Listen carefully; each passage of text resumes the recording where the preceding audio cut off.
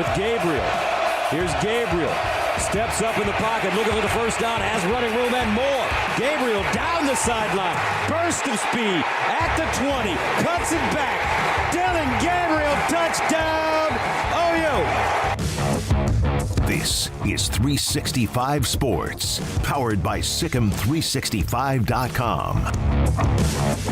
Ewers, end zone, he does have Worthy. 365 Sports is presented by IdealMRI.com. High-quality MRIs for $497 or less. IdealMRI.com. Your health is important, so is your budget. On second down, it's Daniels on the keeper, trying to break free. Daniels stayed in bounds and scored a Kansas touchdown. 365 Sports is also brought to you by Texas Farm Bureau Insurance, protecting Texans since 1952. Third down throw, might not need the kicker. Touchdown, Phillip Brooks. Have you subscribed to our YouTube channel? Search 365 Sports on YouTube. Brought to you by TFNB, your bank for life. Chubb keeps it himself. Made two guys miss. Touchdown! Now here's David Smoak, Paul Catalina, and Craig Smoak. And here we go on this Tuesday, May the 9th. Starting out 3 hours here on 365 Sports. Paul Catalina, Craig Smoak in the background, but major part of what we do every day, Garrett Ross, Jack McKenzie, and Emery Winter, among others, are great sponsors. Have not jumped in the chat room yet, but I will. The happy birthday to Deontay Epps, who was the original, helped us get through the first few shows when we started back in the 2000, April of 2020, when we did the show from Paul's second floor of what used to be his man cave. And Deontay Epps today, who now works for ESPN in Bristol, happy birthday to Deontay. It still is. I still claim that territory, although the bathroom is filled up with different stuff now. Concrete? No, I mean, it's kind of become storage for things people have sent us for the wedding and all. So it's a whole deal now. Good to know, Craig, that whatever we sent Paul and Amanda for their wedding, I mean, it's just is not stuck in a bathroom. We're going to open them all at the same time. Yeah. That's the whole point. So All right. Yeah, happy birthday to Deontay. Hope he's having a good one, and hope he has a great night as well. ESPN. ESPN in Bristol. So here's a note from Andrew Marchand, the New York Post, who does the podcast with John Orand of the Sports Business Journal. This was really interesting about ESPN has emerged as the leading candidate to be Pat McAfee's new home as he is moving closer to leaving FanDuel, $120 million deal with FanDuel. The Post has learned now McAfee is worth all he wants. If he wants $120 million, he gets it. Now, whatever ESPN offers him on that remains to be seen. But a follow-up to that from Bob Thompson, if this is true, I guess we can eliminate ESPN as the entity wary of announcing any kind of a Pac-12 deal after what the Washington State president said last week, and Kirk Schultz, we discussed that yesterday. In the face of layoffs, the process of elimination pretty much makes it Amazon, as Apple, other candidates have not announced any layoffs. Yeah, Apple hasn't announced any, not to mean that they won't have any, but they seem to kind of come through most of these things really well, considering that their, overall net, company worth is like the GDP of better than every country in Africa, but like 5. So they're kind of untouchable. But yeah, Amazon with 9,000 layoffs. So that's going to be curious if it is in fact Amazon, because like I said yesterday, I don't think ESPN is all that worried about it. And I really don't think that Amazon's really all that worried about either. But what the 9,000 layoffs that Amazon had, all right, you could have probably saved that money back by, the CEO, taking a cut himself, but that's never going to happen. So I don't live in the world of fairy tales and rainbows, but yeah, I don't know why they're all of a sudden worried about optics now at Amazon or ESPN for that matter. I don't think that they really are. At least that's what we kind of talked about yesterday, is I don't think that we all really bought into that too much from Kirk Schultz. I think there's certainly some, level of, reasoning behind that why that makes sense is, there's layoffs going on, but I don't think we were all sitting here going like, oh, yeah, that's the only reason why this hasn't happened was because, it's just the layoffs. That's what's creating the delay. No, absolutely not. We know it's not just that simple.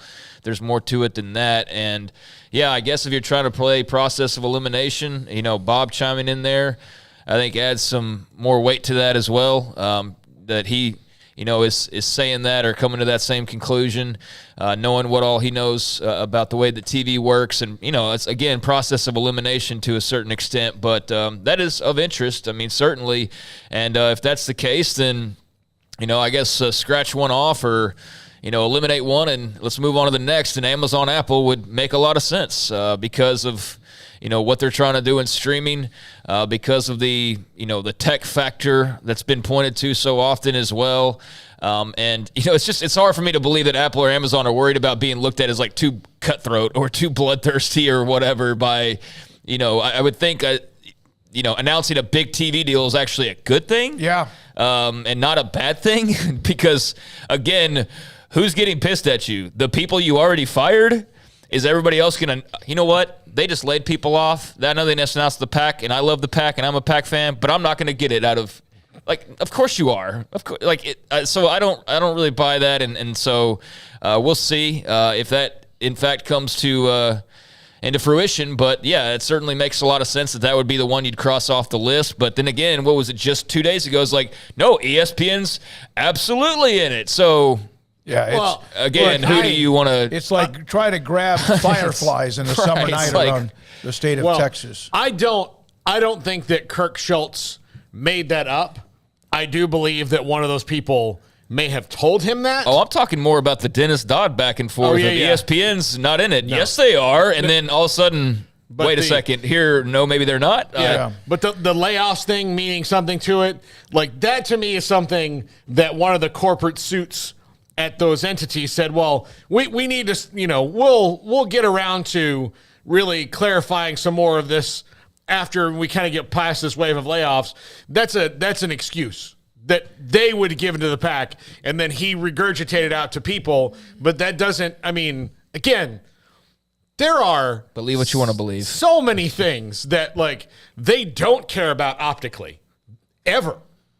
It may have gotten them to where they are today and in some ways. So now all of a sudden, because you have layoffs again, you're going to wait on announcing something because really giving the Pac-12 money and the layoffs that you had are not necessarily related or unrelated. It's one of those things that's kind of nebulous. Go back to Bob Thompson's response again. I think that we may be trying to read wrong here. If this is true, I guess we can eliminate ESPN as the entity wary to announce any kind of basically a relationship with the Pac-12. So because what they're saying with ESPN, they're not worried about optics. They never have been worried about optics. There was a concern. So this also might be, from according to what I'm reading into this, is Bob saying that, so don't say they're done, or maybe they're not done. They're not worried about it. In fact, if they get into a relationship with media, a deal with the Pac-12. Yeah, I read that initially as, eliminate them. So, yeah, I read that wrong. But, I'll say that I read that wrong initially, but yeah, it's like you said, the process of elimination. You're down to those two. Those two were the ones we started with. So it seems like through all of this, not much has really changed there. I am very interested in the ESPN piece because there was that back and forth that I pointed towards from just last week of Dennis Dodd saying they're not out or they're not in as the primary rights fee holders. Yes, they are, according to people on the other side of the aisle or whatever you want to call it. And Dennis stands by his report. I'm sure those people do as well. So they're involved, I'm sure, to some extent. But, yeah, you can go ahead and eliminate them as the one that's not pulling the trigger. But for Apple and Amazon to be wary of layoffs, causing them bad publicity, and announcing what should be a great thing, I don't really buy that either. But, yeah, 2 + 2 = 4. And so if you're looking at the numbers involved and the entities involved, then it would only seem to be that, yeah, it would be those two you would think that are I guess, the best candidates for that. But regardless, the situation really hasn't changed At all. And it's just more of a guessing game than probably ever before. Mac Rose, Baylor AD, will join us at 4:20 today. So will Tre'Vius Hodges-Tomlinson from Midway High School, TCU, and now part of the Rams. And Jackson Player, news on this. Garrett, if you will, Jackson Player, I got a text from him like within the last 30 minutes or so that he received a call. His agent called him. Then the Buccaneers called him, invited him to their mini camp. At least he has a chance. His foot is the door. He will join us in the 5 o'clock hour because he has waited for basically 2 weeks, almost 2 weeks since the draft to get that call. I think it's going to be tough for Jackson, just size-wise, and I'm not breaking any news there. That's been the stigma around him his whole career, is he's just not very tall, and I think that along with just not having a very good final year at Baylor, after having a great career at Tulsa, he came to Baylor. It was a big deal, and just it fit that just everything was bleh last year, and including him, quite frankly, not what at all we expected when we're like, oh man, their D-line's going to be ferocious, and now they're adding Jackson Player to TJ Frank and all these guys, and they were anything really but that, right? I mean, they didn't have a lot of pressures, and it just wasn't quite what it was stacked up to be on paper, which is what happens oftentimes. But yeah, he's facing an uphill battle. I think that's just the honest take on it, but you can't win that battle if you don't get a chance. And so, like with all these guys who are signing undrafted free agent deals, some of them have higher percentages or lower percentages than the others, and some of them maybe have just a tiny shot. But you know what? That tiny shot's better than zero. Well, you don't have a shot if you don't get there, right? He's got a future in professional football, I think, Sure. whether it's right away on the NFL level or, waiting through the next draft cycles of the other professional leagues and finding a spot there to prove that he can be a professional ball player and then maybe get that next shot, much like we're going to probably see from Jordan Williams here soon, who we had on the show yesterday, or like Abram you're probably Smith. going to see from Abram Smith. Those guys will get opportunities again because they've proven that they're professional athletes, but to what level, again, will be determined as they go up a level, And Well, the options are now better. There have been opportunities before, but with the NFL and now with The Rock running the XFL, if in fact that sticks for a year or two, because we've seen all the, Craig, you mentioned the Spring League and whatever the other United League and all the other stuff, or we've seen the USFL before or the XFL before, but he does have his foot in the door and will go to a mini camp with the Buccaneers. Now, Brett McMurphy, I asked him to come on the show in the last couple of days, said he's on vacation, but does have this one today. We've seen this before from Oresco. Commissioner Mike Oresco just released an epic, rambling 2,587-word open letter for elimination of the Power 5 label. He's right. From this day forward, I'm going to refer to them as the Power 2, the Middle 3, and the Group of 5. So that was something that just came out about 2 o'clock an hour ago from Brett McMurphy. He seems really hung up on these labels. Like really hung Brett? up. No, Mike Oresco. Oh, no, he is, yeah. And you've heard me even sometimes mention whenever we talk to ADs or presidents, whoever, about whatever's the Group of 5, Power 5, and it maybe is a little bit of that chip on the shoulder. But, yeah, it doesn't matter. Does it really matter? Group of 5, Power 5, there's some people that don't even know the difference between those two labels.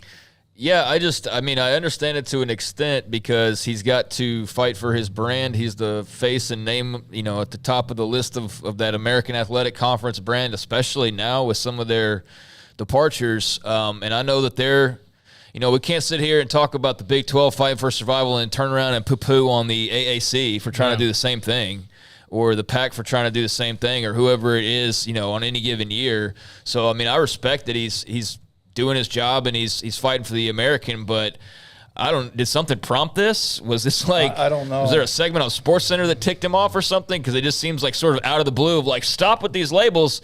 But yeah, I get it. In fact, when I saw the tweet, Craig, I thought, okay, wait a minute, is this one of those random from a year ago and all of a sudden showed up on my timeline? I just double checked to make sure, but no, the American posted it an hour ago.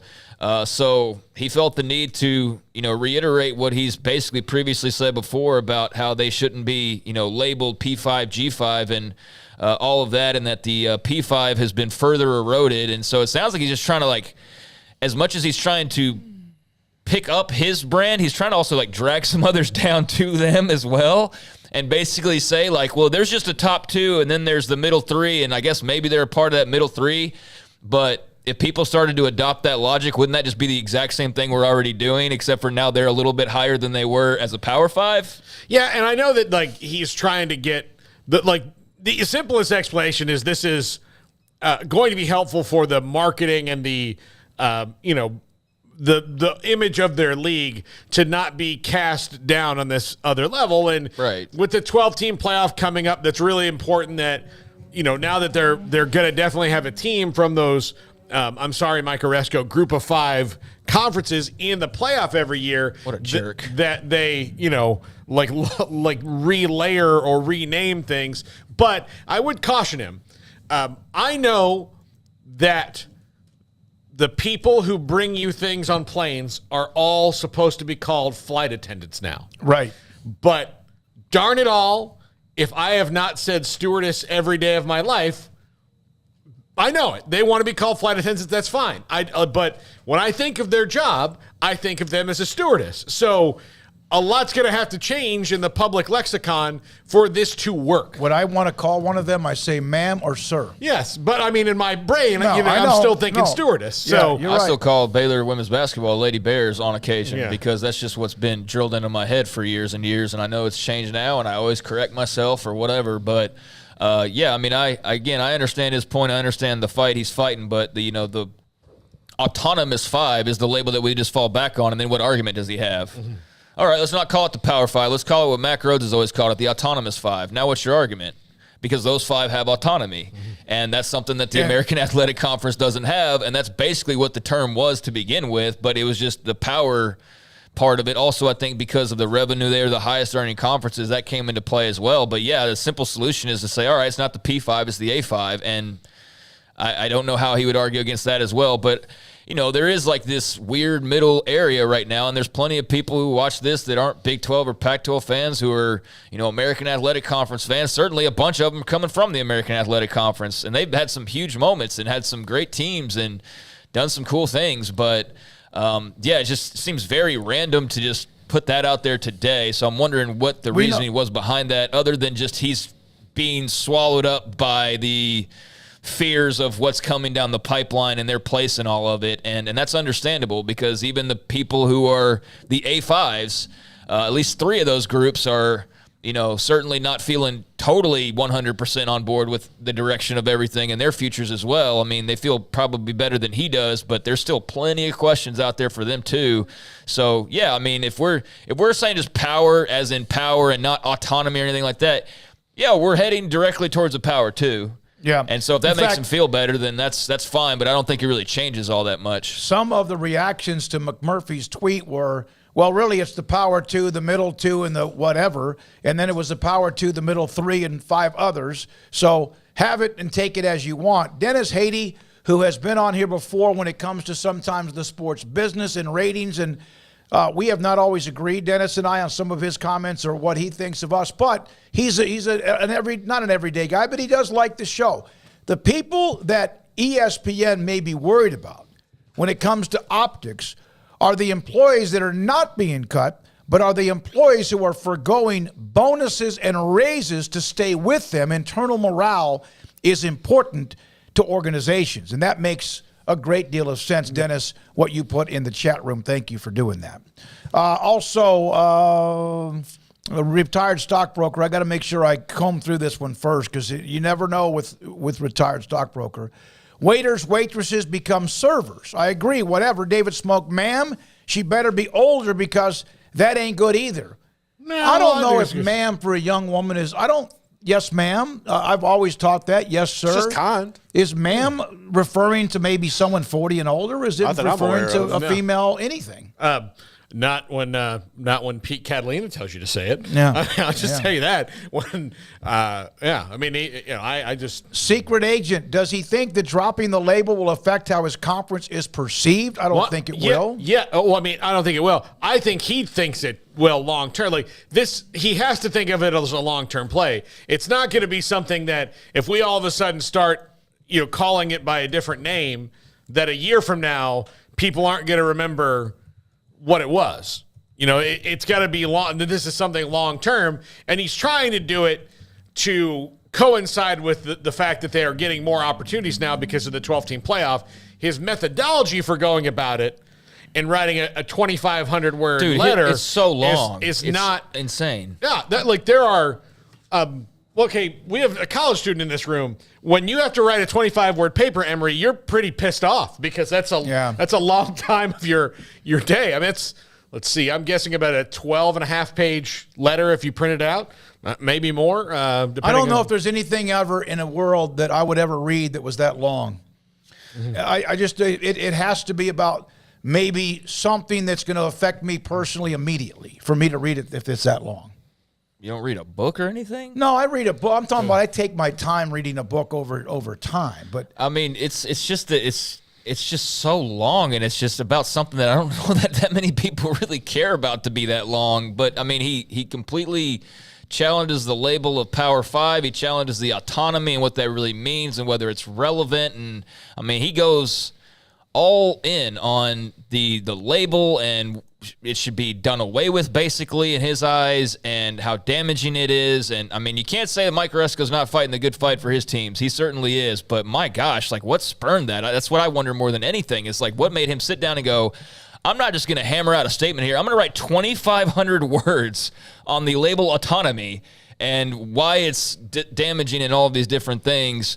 But yeah, I mean, he goes in depth on it and has numbers and all. It's like a paper. It's like a college paper. Yeah, like an essay or something. Yeah, and so a thesis. I'm not sure really though what it changes, but I guess it's got us talking a little bit about it. Otherwise, we wouldn't be talking about Mike Resco or the American probably right at this very moment. And I'm sure there's people, colleagues of his or others in college athletics that have gotten a hold of it, and maybe it rewires their brains towards that, elimination of that label. But yeah. Well, Justin R., I think he's trying to position the conference in the 2030s when the ACC's grant of right is up and we'll get another division of college football. ESPN created the P5 label. There you go. And yeah, that's quite possible. I mean, he's clearly got a reason for it. You don't just sit down and write 2,500 words on why you hate the P5 label if you don't have a reason for it. That's why I keep saying, like, yeah, I just wonder what spurned it, but it could very well be him looking down the lay of the land. And, when else are you going to say, why not say it right now, and get, the wheels rolling on what position you want to be in moving forward. So yeah, good for him. I mean, like I said, he's clearly fighting the good fight and has a lot of passion towards the subject, and we'll see if it makes a bit of difference in terms of how things are covered. But I think that starts at the top with, the carriers of college football. And they're, ESPN in particular, the one that's really driven home that Power 5, label for teams. Yet they carry the American, and they carry like Mountain West or whatever else. So you would think that maybe they'd be the good ears to talk into that will help you with that by not using that phrase anymore, and that could probably go a long way. Cleolani, at our diversity and inclusion meetings starting about 2 years ago, we were discouraged from using sir and ma'am. Okay, thank you very much, but I appreciate the feedback. From David Johnson, put forth a product that makes billions of dollars, and sure, you can label yourself anything you want, then you can become a big boy league. That's from David Johnson. Well, I also think sir and ma'am may also be you're assuming something that we can't assume anymore. Yeah, I guess possibly so. I didn't realize it was not appropriate, but yeah, I could see that. I guess with Resco too, is he's just trying to. You okay? Yeah, I'm good. I guess with Resco too, is he's trying to. I guess benefit all college athletics and probably feeling like he's fighting the fight for others like the American athletic that aren't just. It's not just the American that's by itself on that island. There's all of the rest of the conferences that aren't, 5 in particular, or even 2 now in particular, if you want to go that way. So he's fighting not just for the American, but for all the rest as well, and wants to make, I think, college football and not feel so divisive. So I do give him credit for that as well. There's no question. Keilani made this comment about conference games played against the MAC and others in the other bottom G5 conferences. The more They are in financial trouble if any of those games disappear. We have discussed that. My alma mater, I don't know if they're not a group of five. And Stephen F. Boston, they have to play games against A&M or SMU or Baylor or TCU for the budget for that game, whether it's $500,000 or $1 million, and some might even be a little bit more plus travel. The sir and ma'am thing, Cheeto Miko, I think it's signs of respect. What do HR works not understand by them? But today's different. But the fact we may not know they're a sir and a ma'am, I'm sorry. I'm going to say something I want to say. As it's sir, if I think it's a male, I'm going to say sir. If I think it's a female, I'm going to say man. If they want to get offended by it, then they can tell me that. Also, when we come back, we've got a lot of guests today. Joe Tipton from On3, a national recruiting analyst, football and a lot of men's basketball notes on that. Tre'Vius Hodges-Tomlinson of the Los Angeles Rams at 4. Mac Rhodes 420. Craig's off the radar at 445. Jackson player now of the Tampa Bay Buccaneers. Once he signs that minicamp invite at just after 5, like at 5:10. John McClain, Hall of Fame columnist in Paul's Top 5 today at 5:50. This is 365 Sports. Don Humidor and Coffee Beans in the Townwest Shopping Center, just off of Richland Drive in Valley Mills, a 48-foot walk in Humidor with the cigars that you want, the cigars that you smoke, the cigars that maybe you want to give to somebody as a graduation gift. There's just or the fact you like to smoke cigars, whether it's when you're grilling something or you're just hanging on the back porch, deck, patio, vacation, golf course, wherever it might be, they have what you need. Cohiba and Padron, two of the strongest brands you can find in cigars: Macanudo, Ashton, Artur Fuente, Rocky Patel, and so much more. And they have Vita Dreams, a gummy that you can find as you go along what you take. They're small gummies, about maybe a quarter of an inch or so, and you can have one of those, chew one of those, and it will help you fall asleep, and you might need less or maybe just a little bit more. But it will help you relax enough to be able to not toss and turn and get those extra minutes or maybe even a few more than minutes, maybe an hour of sleep. Carol, Ashley, Cheyenne. It's Don Humidor and Coffee Beans in the Townwest Shopping Center off Richland Drive in Valley Mills in Waco. Texas Farm Bureau Insurance has protected fellow Texans with auto, home, health, and life insurance since 1952. With more than 260,000 square miles of land and 27 million people, that's a lot to cover. Whether you're wrangling cattle or wrangling kids, we're proud to protect Texans in all Texan ways of life. Stop by and see our agents at one of our 3 McLennan County locations. Coverage and discounts are subject to qualifications and policy terms and may vary by situation. Aaron Duvall, owner, Texas Beef House. Why did you get into this business? We kind of were born into it, and it's been for several generations. Our family's been in the beef business, the ranching business, and we've specifically got into the beef business back in about 2015 when me and my son decided to form Texas Beef House and sell directly to the public. Aaron, everyone knows about Wagyu and how elite that is when it comes to beef. What separates you from anyone else that may do this in this type profession? We selected out Wagyu mainly because it's such a quality beef, and it's consistent. Some beef, some breeds, you may have, a good animal every now and then, but Wagyu produces really consistently good beef every time. Where is the best beef in Texas? Your house. When you order from Texas Beef House, unleash the flavor of Texas raised Wagyu. From our pasture to your plate, TexasBeefHouse.com. At Ideal MRI, we feel blessed to be part of the Waco community. We're a small family business here in Central Texas. At times like this, the cost of healthcare has never been more important. And unfortunately, significant illnesses and injuries still occur. And that's why Ideal MRI is open and here to serve you through this difficult time. So if you need an MRI, ask your doctor about Ideal MRI. You can schedule online in minutes at idealmri.com or call 833-IDEAL-MRI.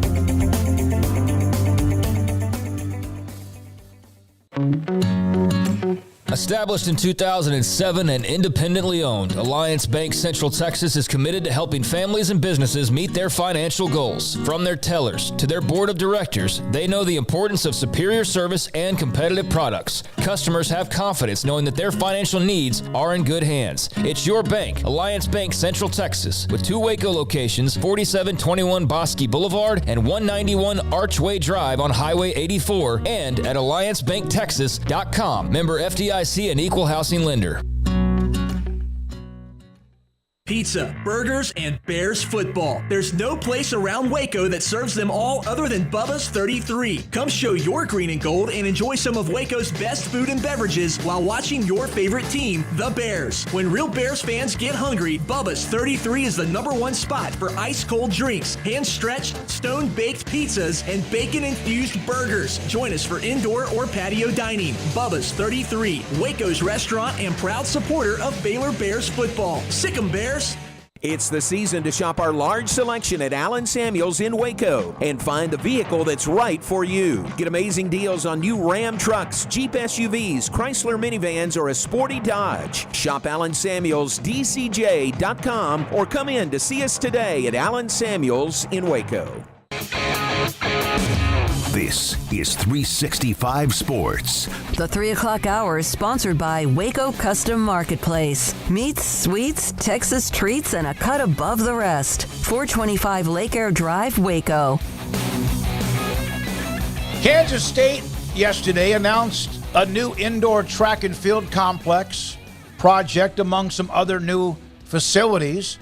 And then the part that I thought was really interesting was the tweet that said, and I did not know this, Kansas State Athletics does not require taxpayer money. Kudos to K-State Athletics for making that happen. K-State Athletics is the lone athletic department in the state and the one of maybe 8 in the country to operate with no direct university and or using student funding or state support. It's pretty impressive. That's pretty good. I don't know how they... as a state university, managed to pull that off, and they need to send out a list to other ones to how to do it. Every other school that's a state university yes. on how to do that. But Gene Taylor announced the construction on, I guess, Monday, new indoor track and field complex. Eventually transitioned the original football indoor building into a new facility for track and field, as they are also building, as most schools are around the country. Well, it's not just they're building, they're striking while the iron's hot. I mean, look at the year they just had. They wouldn't be doing this if they had gone, 5-7 in football and Jerome Tang was a bust in his first year. Maybe they'd still be fundraising, I'm sure, but they wouldn't be getting the, return that they're getting right now. That has all to do with Chris Kleiman being what he's already proven to be, a champion in the Big 12, and a pretty dang good head football coach, of course, as well, and really building up that K-State program to who knows what type of heights. I mean, the guy's a great coach, and you give him, long enough and let him keep doing his thing and provide him with the materials around him that he needs, like facilities, and I think that the sky is the limit there. And then Jerome Tang came in like a wildfire and, set college basketball and the Big 12 put them on notice as far as K-State was a team to be reckoned with, and we saw that throughout the year and then in the tournament a bit as well. So, yeah, I think it just makes sense that, you typically hear facilities announcements with teams that are winning. I don't know how often, if you were to make a chart, how often a team's not very good and you're like, here's the new indoor after our 5-7 season. I'm sure it has to happen some places just because you can't time it perfectly, but I would reckon that more often than not, facilities announcements typically follow what was a pretty good previous year, 2-4 year athletic department. So that's great for K-State. Jim Williams, media consultant, is in our chat room today. He said, by the way, speaking of Oresco, my master's thesis wasn't that long. So, Jim, great to have you. It was like, that's the thing. It was so long. I mean, it really was. It was like, okay, we get it. And I said at the very end, and I'll reiterate it now, I think he's fighting the good fight, not only for himself, but for others. He wants college football to all be one label, and I get that, and we have moved away from that entirely to where it is P5 or G5, and then it's all the rest, or people who are popping in his mentions are like, oh, okay, well then you're, now still the group of 5, but there's a power 2, and then there's the, in between 3 or whatever, and, kind of cracking a joke on what he had to say, which to be expected. But, the idea of it just being college athletics does sound kind of good, actually. But I know that we're so far gone from that point now of where it would be nearly impossible. I think you could do it with the Big 12 and the Pac-12 and the ACC to an extent, although they might be a little bit hesitant to do that, because why would you strip yourself of a power, any kind of, of a label if you didn't have to?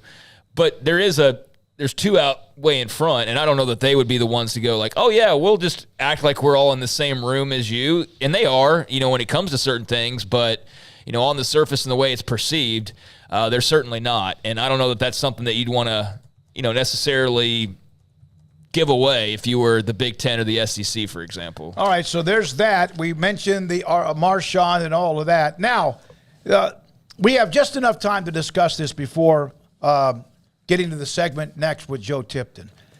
Dove Kleiman, who's a part of the NFL media, the new evidence showing that former Bills punter Matt Ariza was not present at the house when a woman alleged that he raped her. Dan Wessel also had more on this story from Yahoo. Evidence instead shows that the accuser was having consensual sex with several other men that night.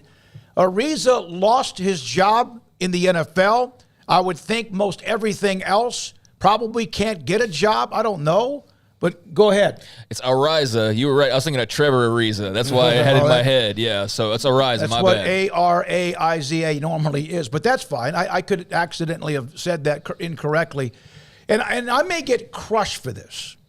I understand sexual assault charges, allegations are incredibly important and that we should hunt down or find whatever evidence there is. But what are the consequences of somebody that falsely accuses somebody of rape and they didn't? Well, I mean, falsely accusing somebody of a crime is a crime. So she can also go to jail. She can also be prosecuted. There are all these different things that can happen. It depends on motive, intent, like all these different things that they can prove. Matt Ariza, I don't know if he'll be able to seek any kind of financial restitution from this, from the 2 years he's lost of playing professional football. So we'll see. I mean, it depends on if you're the person you're suing. Like if Garrett just decided to sue me right now, he wouldn't get very far. You can get some, but like it's not going to be. If he said, I'm going to sue Paul for $5 million and then he won, well, he's not going to see $5 million because I don't have $5 million. So all that's relative. I do think the real message here, though, the thing that scares me is this is something that also will do more damage to a lot of people not involved in this that have nothing to do with it, like the Duke lacrosse case did. Because when women make accusations, and we are like the way that sexual assault is investigated and adjudicated and rape kits tested and everything, there's a backlog in this country that you would not believe of all of these things that have happened and all these women who are sitting waiting for justice. When something like this high profile happens, it hurts every single one of them and poisons a jury pool and all the different things that can happen because, well, the punter was not guilty. The Duke lacrosse players were not guilty. So now there's even more of a sense in your head that this woman could be lying. And look, I also think that if you look at the numbers like pre-social media, it was about 1% of people who would report these things were actually lying. I would say that number has now gone up a little bit because in the era that we are in now, you know that you can ruin somebody's life in 2 seconds. And it doesn't matter so attention-starved. It's incredible. And it doesn't matter if you're telling the truth or not, because if that 2 seconds happens and your goal was to ruin their life, then that works. So that's another dangerous thing happens. And the people who are really hurt here are the people who have actually suffered this awful, terrible, life-altering crime. Yeah, and my comment about needy, attention-seeking people is just general because they're saying Ariza wasn't a part of this. Not that like nothing at all happened whatsoever, but as far as he goes, that he was not even around. So I don't know about the rest of it. I don't know, what happens with the other people, I guess, that were alleged to have been involved or whatever. Haven't seen that part. I've only seen the very well covered side now of Ariza, but it's entirely possible that there was still a crime committed, but I'd have to read more later on that. But as far as he goes, yeah, I mean, I'm glad that justice came to light. That's why you don't go off of the initial thing as soon as it's reported and say, like, all right, the story's over. That's it. That's the end of it. It's like, no, there's, 10 months of work that was then done by the San Diego Police Department that got you to this point right now where, no, in fact, apparently he's not guilty of it. But that took 10 months to get there. It took people getting a hold of documents. It took a lot of work, and it's not something that you can just flip a switch and say guilty, innocent, boom, just like that. But today that's what we do. It's just like I could throw a tweet out there right now, and I'm sure if I worded it right and mentioned the right name, it could go viral or semi-viral or whatever. And before I go and delete it, damage is already done. Yeah. And so that's just really unfortunate. Like you said, anybody who makes false accusations, there should be some type of penalty. And I think there needs to be to show others that that's not, the way to operate or behave or what have you. And so I'm glad for him that he's able to, move on with his life, hopefully all free and clear, and the truth prevailed ultimately. In fact, it could set back those who have accusations that are legitimate. It could bring up even more questions, which you hope that's never the case. Ariza saying that he's excited about the possibility of continuing his career. He was not even at the party. He was at that house, left, was not around. Very clear, according to the transcripts at Yahoo Sports, Dan Wetzel with that. And that's from the district attorney, Deputy District Attorney Tricia Amador, explained to the girl. All I know is that at that point, suspect Ariza is gone from the party. So 10 months investigation. He is now clear of any type of charges, potential criminal conviction. And again, he mentioned, I'm thankful for the district attorney, San Diego Police Department. I discovered all the facts. No criminal wrongdoing. I'm excited to continue my NFL career. And now he waits for a call, and how long that might be from somebody in the NFL to give him a shot. At a position that, there's 32 of them. And that's a position that can be very fickle, very up and down, just like field goal kickers. They can be very erratic at times. So wish him the luck in whatever he comes his way into the future. All right, Joe Tipton from Tipton Edits. He covers a lot of men's basketball, the transfer portal, and recruiting. We mentioned, of course, Kansas got the great commitment recently, and they're also on the verge of a possible commitment from a 5-star that used to be a commitment to Duke, and they're down to the final 2 of that and more, and even his thoughts from back when L.J. Cryer went to Houston, if we have the time. Joe Tipton next on 365 Sports. Richard Carr, Buick GMC Cadillac, they are the people that you can count on for great customer service, for great deals, and for the life of your vehicle. They will put you in a car that you like, give you a great deal while they're putting you in there, and if you're needing to get out to get it fixed up, they will take care of that as well. They are the people you can count on and have been able to count on in this area now for over 24 years. It's the 24th anniversary sales event, and if you're looking to drive your car, truck a little while longer, well, their award-winning service department is standing by to keep you on the road, and you go to richardcar.com to see service specials and set an appointment for quick and reliable service. But if you are in the market for new vehicles right now, they've got dozens of Sierra trucks. Qualified buyers can save $3,000 on 2023 Sierra SLT or SLE 1500s. Qualified buyers can get 2.9% financing on new 2023 GMC Sierra trucks. You can also get some luxury in your life. A luxury SUV without the luxury price, though. Experience a smooth and quiet ride of the 2023 Buick Encore, Envision, or Enclave. Right now, qualified buyers can get low financing, plus save $2,500 on Buick Enclave Premium or $3,500 on Buick Enclave Avenir. So those are just some of the new deals that are awaiting you over at Richard Carr. And there's, of course, that award-winning service department, and there are pre-owned vehicles as well, many of them under $20,000. Quality pre-owned cars and trucks all over the lot, affordable, thoroughly inspected, ready to finance for almost any credit rating. Richard Carr has quality vehicles ready to drive today. So check out the people in business for 24 years in Central Texas, run by proud Central Texans. Log on to richardcarr.com today. Call now or go see them now. Off Highway 6 at the Imperial exit. The future's bright. The time is now. College is what you make it. It's a late-night pizza run and all-nighters coding a new project. It's having big dreams and making them a reality. It's a professor who knows your name and your story. It's preparation for your future, your calling, your life. And at Baylor, it's even more. Baylor, where lights shine bright. One size fits all. That may be all right for an adjustable belt or cheap sunglasses, but when it comes to your financial needs, no one wants a one-size-fits-all strategy. Ben Erlinson, your Edward Jones financial advisor, knows that his most important goals are yours. That's why he takes the time to understand your needs, knowing you. That's how Edward Jones makes sense of investing. Ben Erlinson, 100 North 6th Street in Waco, 254-759-8533. Edward Jones, member SIPC. There are 26 letters in the alphabet, over 600,000 words in the dictionary, and just 3 of them said together can change everything. Let's order pizza. Those 3 words lead to dough made from scratch and 3 fresh signature cheeses that blanket golden crust in a heavenly melt on Marco's Pizza that'll blow your mind. So visit marcos.com to order and stop by Marco's Pizza in Belmead, China Spring, Woodway, and in Robinson. Marco's. Pizza lovers get it.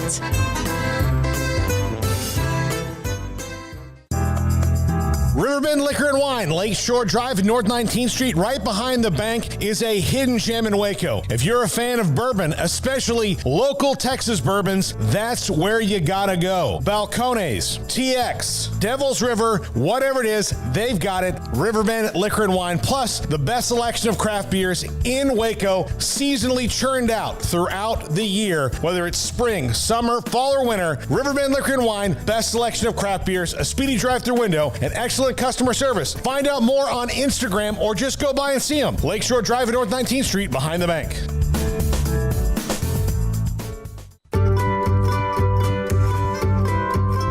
You want to know why Stonewood Dental is so successful? Listen to what happy customers have to say. It's pleasant. It's different than any other dentist office. I really feel like they care. And it's not that you're here for 2 hours waiting on someone to take care of you. It's quick and easy, and I bring my kids, and my kids love being here too. They really love the treasure box. Staff is really nice and accommodating, real friendly. You feel more like home. It's not sterile looking. Everybody has their own personalized rooms with decorations and decor, and they'll even have a blanket for you when it's cold. I've recommended people to actually come here, and they are patients now. I really love it here. It feels like family. Learn more, stonewood-dental.com. With so many companies and policies out there, it gets so confusing shopping for insurance, and I never know if I'm getting the policy that's right for me. Luckily, I met the team at the Niche Group Insurance Agency. With the Niche Group, you can go to one company and get access to coverage options from many insurance carriers, and you get to speak to a real person about your specific coverage needs. With the Niche Group, I know I'm getting the right coverage at the right price. If you need insurance, talk to the experts at the Niche Group at 1-800-258-8302. This is 365 Sports. Text us at 254-339-1122. The text line is sponsored by Riverbend Liquor and Wine, with the most extensive variety of craft beer in Waco. A hidden gem on Lakeshore Drive and 19th Street. Joe Tipton at Tipton Edits on Twitter, national recruiting expert on 3 Sports. With us on 365 Sports with Paul and Craig. I'm David Smoak, and of course we had the news, what was it, last week or so, on Hunter Dickinson from Michigan to KU, and then Bronny James to USC. Joe Tipton now joins us live on 365 Sports. And Joe, I saw the note with Dennis Rodman's son to USC. Is USC starting to make a little bit of a run here? They truly are. I think it started with returning Boogie Ellis, kind of their lead guard, lead scoring guard, coming back for a second year. And obviously Isaiah Collier, arguably the top player in high school basketball, joining them, an elite passer. And then, of course, you just mentioned the news of Bronny James, LeBron's oldest son, going to be joining USC as well. So the Trojans are looking pretty good next year. Joe, Kansas is completely reset their roster off a team that won the Big 12 last year and didn't have any depth. How do you expect that to change, and do you expect maybe more to follow? That's a great question. I think there's a good chance that they can add a couple more guys. I know they're strongly in the mix for a 5-star recruit, a senior forward, Mackenzie Mbako, a former Duke signee. He just cut his list to Kansas and Indiana. I'm sure he will be planning on making a decision relatively soon. But obviously, Hunter Dickinson, some had said that he was the top player to ever enter the transfer portal. Huge pickup for the Jayhawks in him, obviously kind of giving them the big man that they needed. Obviously, KJ Adams playing that undersized 5-man for them last year. And we've seen what Bill Self can do, especially with a big man like, Dickinson in the mix. They'll feed him the ball and, he can make things happen. So we'll see who else they can potentially add. Joe, going back to Bronny James for a second, just what are your thoughts on him as a player? I know that just the name itself is polarizing for many out there, one way or another. But what is USC getting in a player like Bronny? And when it comes to the social media side of things, do you see a bit of a jolt in the interactions when his name is brought up, let's say, in comparison to perhaps others? Yeah, great question. Bronny, to the average fan, they see his name. They know who his dad is, obviously. But in terms of him as a player, he is not his father. He's not an alpha. He's more of a passive, a connective player. Obviously much shorter than his dad. I think he clocks in at maybe 6'3". But he's still a really good player. His athleticism has grown. He's improved overall. His confidence is at its highest point right now. He's kind of a 3-and-D prototype. Can really share the ball. Really selfless. Great team player and a high character guy as well. Joe, you mentioned something about overtime elite, the players that were a part of that, and they weren't allowed or eligible for the McDonald's All-Star game. And now I think I saw a follow-up where they are. What was going on with that? Yeah, so I think it just happened to they hadn't been approved because the overtime elite athletes are separated into two groups. One being scholarship players, guys that have not accepted a salary from the organization that will be college eligible. For example, Rob Dillingham headed to Kentucky next year. And then there's also their pro athletes, the guys that did take on a salary that are not eligible for college. So I think there was a little bit of a mix-up in the McDonald's All-American Committee, did not know what to do with that because these scholarship players like Dillingham are playing against, the pros as well. So is it an amateur league or is it a pro league? Well, it's a mix of both. So I think they've ultimately decided, the right decision in allowing these scholarship players, of course, to be eligible for the McDonald's game. St. John's is popping up on more and more lists for transfers because of Rick Pitino. How's he done so far? I think several of the guys are big additions. Most recently, R.J. Luis, kind of an underrated player, was a top 150 recruit coming out of high school, went to UMass, put up good numbers, obviously added a few more guys, brought some guys over from Iona, but I don't think he St. John's has fully, satisfied the craving for elite talent. They missed out on a big one in Walter Clayton. He vouched to go to Florida over St. John's.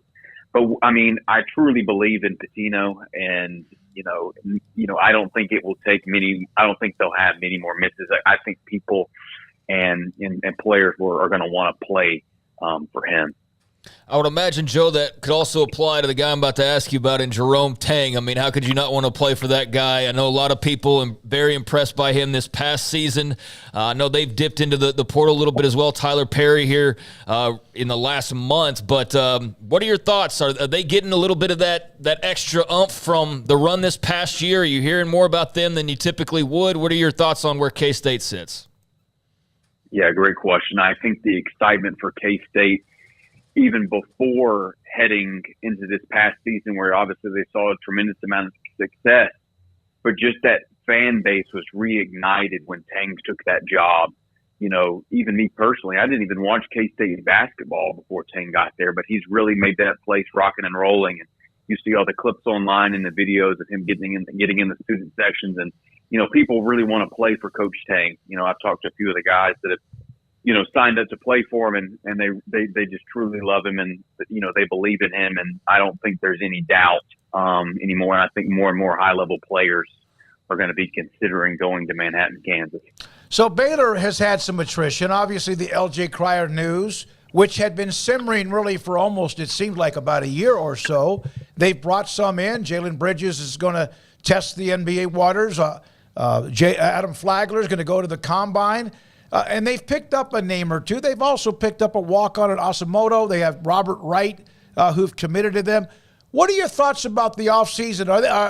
And they might get both Flagler and Bridges back, but your thoughts on what Scott Drew and his staff have done? Well, specifically just in the high school ranks, I really like that class that he's bringing in, even though more and more colleges are moving away from the high school basketball. They're focusing more on the portal. I think he's got some really good grabs coming in this class, headlined by Jacoby Walter, 5-star player. I think he's the perfect replacement for Keontae George. Really can get to his spots, good size, really knows how to score the basketball. Baylor fans are really going to like him. An excellent shooter, great defender as well. And then obviously Yves Missi, 5-star big man. He just reclassified from 2024 into 2023, kind of giving him an immediate, additional post presence. He's not a guy that's going to step out and knock down 3-pointers, but he's going to protect the rim. He's fluid, switchable defensively, runs the floor really well. He's another good addition. And then, of course, you mentioned, Asamoah and Rob Wright, two guys in 2024 that they kind of locked up early, that they just made their decision several months ago that they were going to decide to Waco. And then obviously the lone portal grab, Jaden Nunn, I think is an underrated pickup from VCU. I think he's only 19 years old, really young, got some time left on his clock, so to speak, his college eligibility. And, he can really score the basketball, and, he's a two-way guard. Joe, who's a team that nobody's talking about that's kind of cleaning up right now? You mean in the transfer portal or just maybe in general? Yeah, maybe just in general. Yeah. The one that comes to mind immediately is North Carolina. Obviously, they grabbed several guys out of the transfer portal. Harrison Ingram, the transfer from Stanford, Jalen Withers, Cormac Ryan from Notre Dame, Paxton Wojcik from Brown, and then even in the high school ranks, they're bringing in a solid 2023 class. 2 top 50-ish players, top 30, Simeon Wilcher, a guard, and Zayden High, a forward. But then also the most impressive thing that they've done to me is how they've already assembled their 2024 class. I think they've landed either 2 or 3, maybe even 4 guys in that 2024 class. They've already kind of got them signed up early, ready to land in Chapel Hill post-graduation, and even 2 guys specifically, 2 of their guards, Elliot Cadeau and Ian Jackson, are potential reclass candidates, so they could end up at North Carolina next season. Joe, Ron Holland has committed to Texas for quite some time, decommitted, which they don't get much of that, and now Arkansas, Kansas again, among others. What are your thoughts on? I'm not asking you for any kind of whatever that theme is of a crystal ball, but what are your thoughts about how soon he might be connected to somebody? Well, I think it's just a matter of time, before he makes a decision. Obviously, we're in May. He decommitted very late in the process. I was honestly surprised to see him reopen his recruitment, especially just with the timing and all. Figured he would, maybe reopen after Beard was fired and let go. And, but then he stuck around. Obviously, Texas hired Rodney Terry, and he kind of pledged to him, reaffirmed his commitment there. And then, I haven't spoken to Ron, so I don't know what kind of changed his mind. It made a lot of sense for him to choose Texas, being an in-state kid and all. But obviously he's reopened now, and I think the professional route is going to be an option for him. And I don't think it's one that should be overlooked either. I do think if he does choose college based on not having any intel at all, that Arkansas would make the most sense, especially if Jordan Walsh stays in the NBA draft process, just because they were kind of the runner-up and they already had that prior relationship with Musselman and his staff. It would just make the most sense if he does decide that college route. But I think the G League Ignite are going to be extremely interested, and maybe even some overseas professional teams. A lot of people in the chat room love the fact we have you on. Last question from Katie Rader. She's a Tech fan. Grant McCaslin goes from North Texas to Texas Tech. I think he was able to save a couple of guys from leaving. But otherwise, I think fans are a little bit maybe a little bit concerned. Your thoughts about what McCaslin might close with at Texas Tech? Oh, that's a great question. I would have to do some research. I know they're in the mix for a couple other guys, but it might be hard for me to say just off the top of my head. I obviously they lost a lot with the coaching change, and being able to retain some guys as well, is possible. But one underrated pickup that I really like that they landed last month was Darion Williams from Nevada. He was a freshman there, Mountain West Freshman of the Year. And I really think that's an underrated pickup that Tech fans should be excited about. You did great, man. Thank you, Joe. Thanks for your time. Look forward to having you on down the road. Appreciate your time. Thank you so much. Enjoyed it. You too. Joe Tipton. Tipton Edits, men's basketball transfer portal. A couple of you that have heard of him or you follow him, he does a great job in trying to keep up with college men's basketball recruiting with the game. And Katie Rader, thanks for the call. And I got a text that was funny from Spencer Goff. So I'm late, and I hear you guys are talking about KU basketball, and you did that on purpose. But glad you were able to get in. Well, he can rewind. Huh? He can rewind. No, you can go to the segments. You're right. You can rewind the show now, or you can go back and get the segments.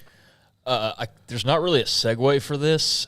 So going back to our Ariza story for a moment, I said that I didn't know what the other loose end as far as the other people involved. I went and last commercial break looked at that, and apparently just they can't prove anything in general. So it's not just even an Ariza thing, but apparently they've told the two others, or I guess the two others or whoever involved, that there's not really proof connecting them either. So it's not just Matt Ariza who got some, I guess I would imagine welcome news. But I was just following up on that because I'd left that very open-ended, and I want to make sure whenever I say something that I get it accurately sooner rather than later. So, yeah, it wasn't a situation where, he's not involved. The other, that all still remains the same. No. It's like, no, the whole thing's not quite what it was cracked up to be, I suppose. It doesn't appear that it'll be going much further forward. And without getting into too many lurid details of this, there are videos that nobody knew existed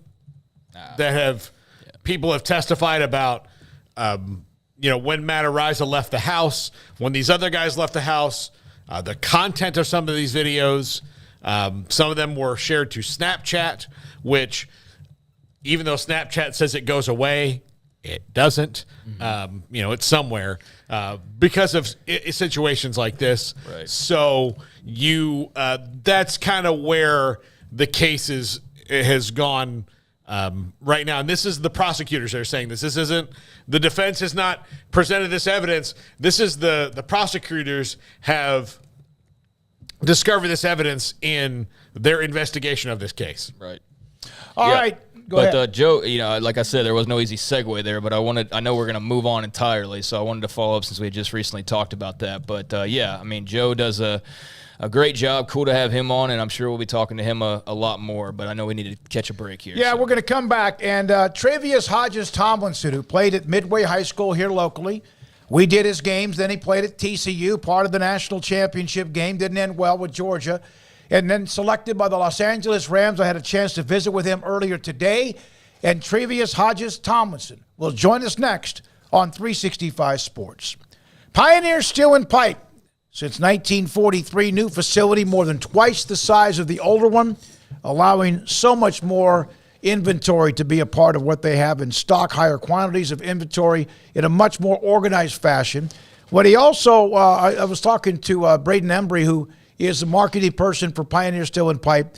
Standard long lengths and tubing, angles, channels, rods, and flat. They carry several shorter lengths, convenient for the material you want, so you don't have to get it from them and then go find somewhere else, or you yourself have to cut it to the lengths that you want. 2,500 square foot showroom with over 1,000 new products in stock, welding supplies, hardware, do-it-yourself components for any project, whether you're a pro, contractor, or a weekend warrior. And on top of that, the location allows them to have more efficient, and it was already really good, and even more bays for distribution for you to come and pick up whatever you're in a large hauler. If it might be an 18-wheeler, might be your pickup truck, whatever it is, they can get that done with more opportunities to get the product you want and you buy into what you need to take it back to where you're going to do some of whatever you do with metal, steel, and pipe. Pioneer Steel and Pipe since 1943, pioneerboys.com.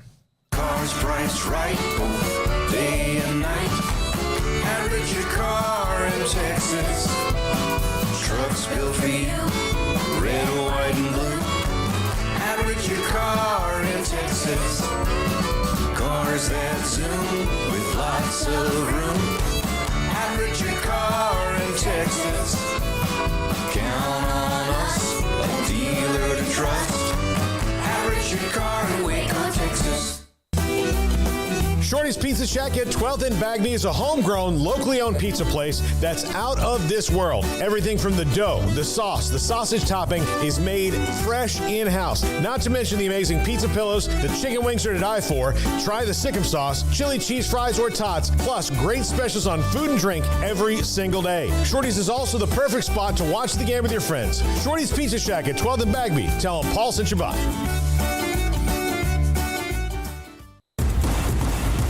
Petty Clinic Men's Healthcare in Woodway is now proud to offer you men an exceptional weight management body sculpting product called semaglutide, also known as Ozempic or Wegovy.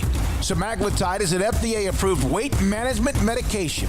Once-a-week injections of this powerful medication offers an average body fat weight loss of 20% within the first year of treatment. In addition to body sculpting, semaglutide also normalizes blood sugars and has the clinical research proof of reducing blood pressure, cholesterol, stroke, and heart attack risk.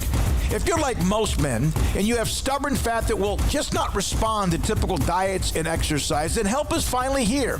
Semaglutide, affordable, highly effective. Google search Petty Clinic Waco and reach out to the Petty Clinic team today for a free consultation with Dr. Petty to see if semaglutide is right for you. Go to pettycliniclowt.com. Let Camille Johnson Realtors guide you seamlessly through the process of buying your dream home or selling your current one. Commercial, farm and ranch, or residential, Camille Johnson Realtors can smoothly and successfully lead you through any transaction. With a team of 28 experienced agents who are excited about serving you, Camille Johnson Realtors services the entire greater Waco area. If you're in the market to buy or sell, contact Camille Johnson Realtors, 104 Midway Center in Woodway, or find them online at www.camillejohnson.com. Camille Johnson Realtors, elegant, charming, warm. Welcome home. TFNB Your Bank for Life is the official local bank of Baylor Athletics. Find out why more Central Texas are making TFNB their bank for life. Sign up for our Edge checking and savings accounts to earn interest or cash back. With 5 convenient locations and an award-winning mobile app, banking has never been easier. TFNB Your Bank for Life. Member FDIC. Stepping into a new pair of boots is great, but stepping into the boots of a U.S. Army officer can also add confidence and leadership skills to your son or daughter's career path. There are more than 150 occupational specialties to help them find the best fit for their future. See all the things your son or daughter can achieve in our boots at GoArmy.com.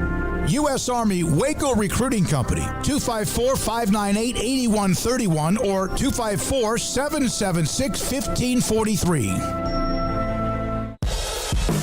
This is 365 Sports, powered by Sikkim365.com. The 4 o'clock hour is sponsored by Boozer's Jewelers, the wedding ring store, specializing in custom jewelry and repair, all in-house. Now here's David Smoak, Paul Catalina, and Craig Smoak.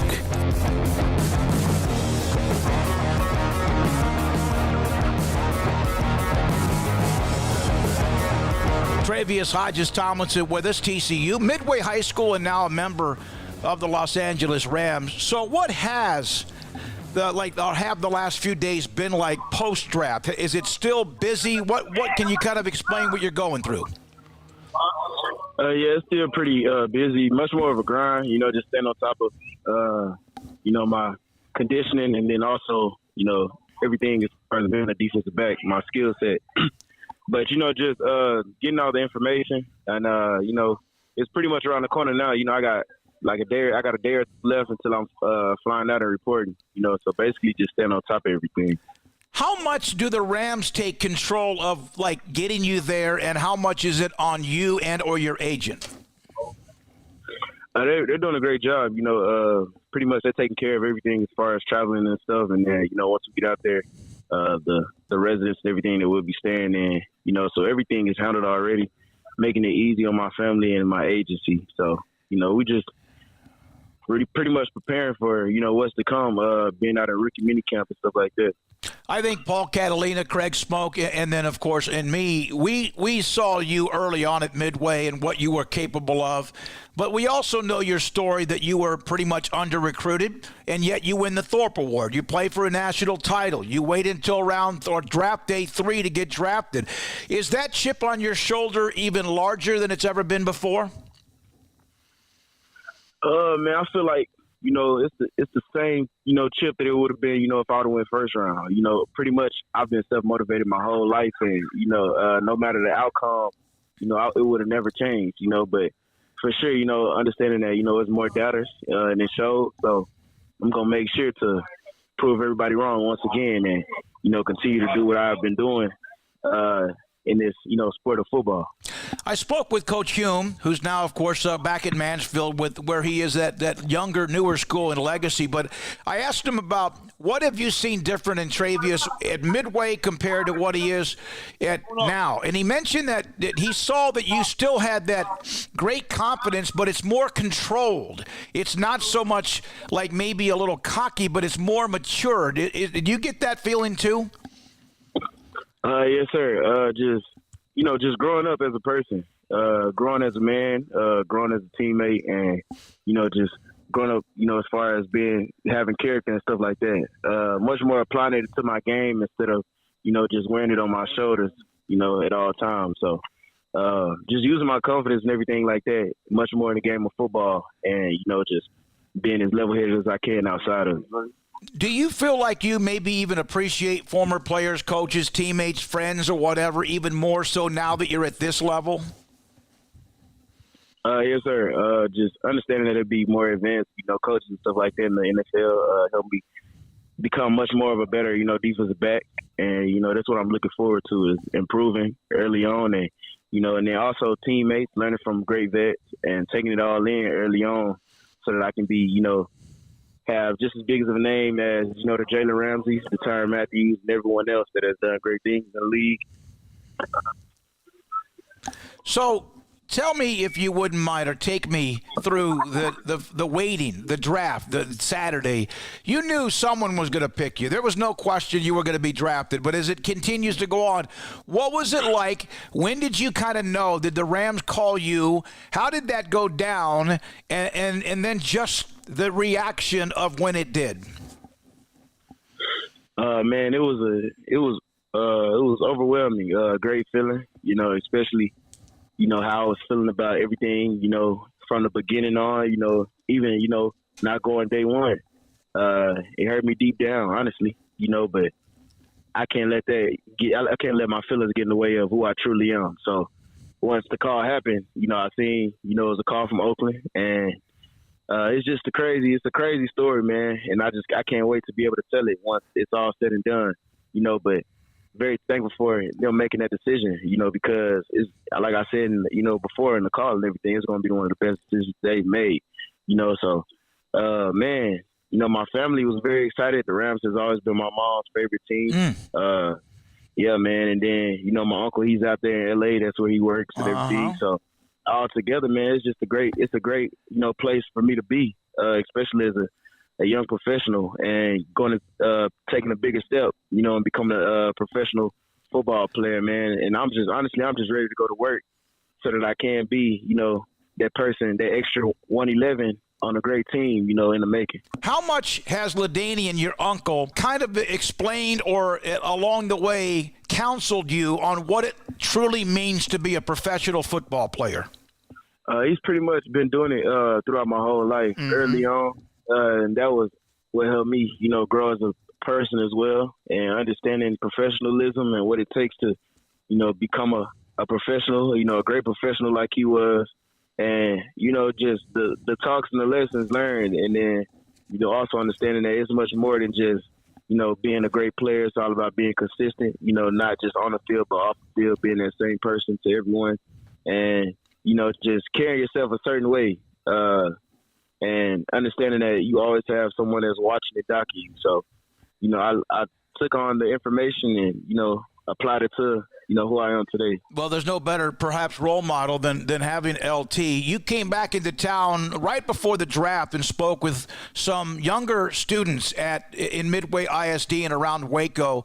And I know LT has done that before. How important is that for you, Tre'Vius, to be able to come back, not forget about your roots, and also then pass along your story to those young people that might not believe in themselves? Or maybe they do. Yeah, man, it's a big reason why, a part of why I want to jump through. It's not only just me, being a great defensive back, but also who I am as a person, my character and everything, how I carry myself and, how I give game to others and not, hold everything in. I don't mind helping the younger generation because I understand that, that's what it's about. It's all about, not only receiving blessings, but being that extra, voice and, helping others receive their blessings by, teaching points, giving people lessons and, just keeping everybody focused and, giving them an understanding of, and, around, since I'm a younger athlete, it's better for them to understand, coming from somebody in my perspective instead of just hearing it from, an older person, they're hearing it, front hand from somebody that's doing it right now. So anytime I get a chance to talk to anybody, the younger youth, I'll make sure that I apply my game, just as much as if, somebody else that was in my family that wanted to be just as great as me. Tre'Vius. So that's something I look forward to. Yeah, Tre'Vius Hodges-Tomlinson of the Los Angeles Rams. Just a couple of more questions. You're going to be out in L.A. You mentioned LT, but there are other familiar faces that you know from TCU and elsewhere, even if it's the Chargers or Rams. How much does that kind of at least know that they're around, guys that you played with in college? It's going to be a great feeling, going to a different state and, understanding that you're just not going to know everybody that's in the state. But, for me to have, teammates who are now family in the same area, it's going to make it much more comfortable and easy to adapt to. What are the expectations, the Rams? What have they told you about what they expect from you? I have a chance to play day one, so that's something great to hear. And I'm going to make sure that I take advantage of every opportunity. You're in the middle of a workout and you return my call, which we appreciate. But, you have the grind during the season. Then you guys played extra games because you played for the national title. And then you turn around and, my goodness, you start getting ready for the NFL Combine. And then there's pro days. And then there's this and this and this and this. The grind never stops. Do you need a little chance to decompress, or you don't have time for that? Yes, I had some time. The guys at Exos, they understood the situation, And, you know, they allowed me to work back into things, you know, much smoother. And then going to the All-Star game and them not forcing me to do any practice or any of that, you know, understanding that I just came off of a big game, you know, so pretty much everybody understood the situation. And once I was ready to go and, you know, we made it happen. Last thing, when you, let's look forward 5 years from now. You got to worry about today, tomorrow, this week, the seasons and all that. But in 5 years, what do you think people will say at that time about so far what you've done as a person, as a player in the National Football League? Man, I feel like, you know, it'll be something, you know, that will be talked about forever. My story and, you know, just the underdog, you know, storyline, you know, that has always been just early on in my career, and then, you know, has continuously been that, and I've been able to prevail and have success, and always finding, you know, ways to become, you know, to rise to the cream, you know, and be on top of everything, you know, being that top Eagles back, being, you know what I'm saying, a great person. So all together, man, in the end, you know, it's going to be something to tell, and I'm just ready, you know, to start on this new journey. Still one of the greatest plays I've ever seen, and I've covered high school football for 42 years against South Lake Carroll at McLean Stadium. They're up, 7-0. They're getting ready to score again, and you just peeled the ball like a can opener out of that running back's hands, man. That still will always stick out in my mind. Yes, sir. It's unbelievable, and that's the kind of player you are, how you've been, and how you represent. Tre'Vius Hodges-Tomlinson, thank you, young man, for your time. Congratulations. I know you have bigger goals, and we'll watch them along the way, and have a great week. Yes, sir. Thank you, Smoak. Man, have a good one. You Thank too. Tre'Vius Hodges-Tomlinson of the Los Angeles Rams, Midway High School and TCU on 365 Sports. Man, when he said goodbye, that phone hung up in a hurry. He was so much fun to cover at the high school level. Coming up next, Baylor's Director of Athletics, Mack Rhodes. Marco's Pizza. Bob Mock has 5 locations in the Waco area. Fastest growing, 5th largest pizza brand in America. There were once none here. Of course, there was once none of anything in a lot of different places, but it wasn't that long ago. There were no Marco's Pizza locations here in Waco. Now, Belmead, China Spring, Hewitt, Woodway, and also Robinson have them. The ultimate Magnifico pizza. You can order online, marcos.com. They have the pepperoni Magnifico loaded with pepperoni, sausage Magnifico loaded with sausage all across the pie, and then there's the ultimate of the combination of the two. That's just one of what they have, or 3 options you have online. You could order starting at $9.99. You can order by using New Mag as the code word. Order online to go pick up or have delivered. Also, they have sandwiches, salads, and so much more. Bob Mock, the owner, 5 locations in the Waco area. Marco's Pizza. Pizza lovers get it. Automatic Chef Canteen is a full-service micro-market vending and office coffee provider with state-of-the-art vending equipment, a wide variety of products, and offering custom-fitted micro-market vending office coffee solutions for your employee break room. You want a full break room solution and a workplace oasis? Well, Automatic Chef Canteen, locally owned and operated for over 50 years in Central Texas, also includes in-house mechanics on call 24/7 for fast, reliable service and maintenance. Automatic Chef Canteen, 6900 Imperial Drive in Waco, or online at automaticchefcanteen.com. Don's Humidor, your home with a 48-foot walk-in humidor with the elite cigar brands from around the world, including the #1 cigar of the year, Aging Room Cuatro Nicaragua. Plus, they have the great brands like Macanudo and Artur Fuente, Rocky Patel, Aston, and so much more. CBD, great for sore muscles, aches and pains, sleep, Vita Dreams, and anxiety, mild depression, general health and wellness. Their staff very knowledgeable on the subject. If anyone is curious about CBD, ask Carol and Ashley. Don's Humidor in the Townwest Shopping Center off Valley Mills in Waco. One size fits all. That may be all right for an adjustable belt or cheap sunglasses, but when it comes to your financial needs, no one wants a one-size-fits-all strategy. Cam Heathcott, your Edward Jones financial advisor, knows that his most important goals are yours. That's why we take the time to understand your needs, knowing you. That's how Edward Jones makes sense of investing. Cam Heathcott in Conroe at 936-756-7717. Edward Jones, member SIPC.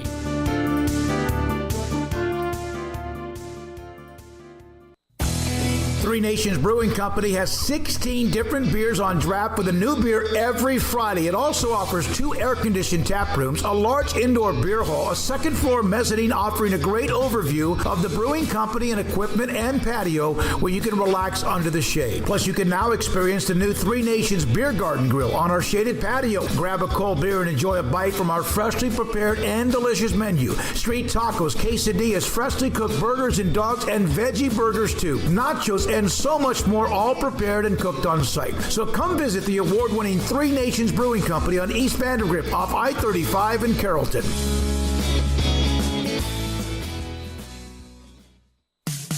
In the market for a quality metal building? Since 1943, Pioneer Steel and Pipe has helped Central Texas residential and commercial customers with metal building design, panel options, building components, and trim options. Pioneer Steel and Pipe's residential line is energy efficient, offers low maintenance, reduces insurance payments, is impact resistant, and carries up to a 45-year limited warranty. In addition, they can also help you find a metal building contractor for your project. Pioneer Steel and Pipe with locations in Waco and Bryan and at pioneersboys.com.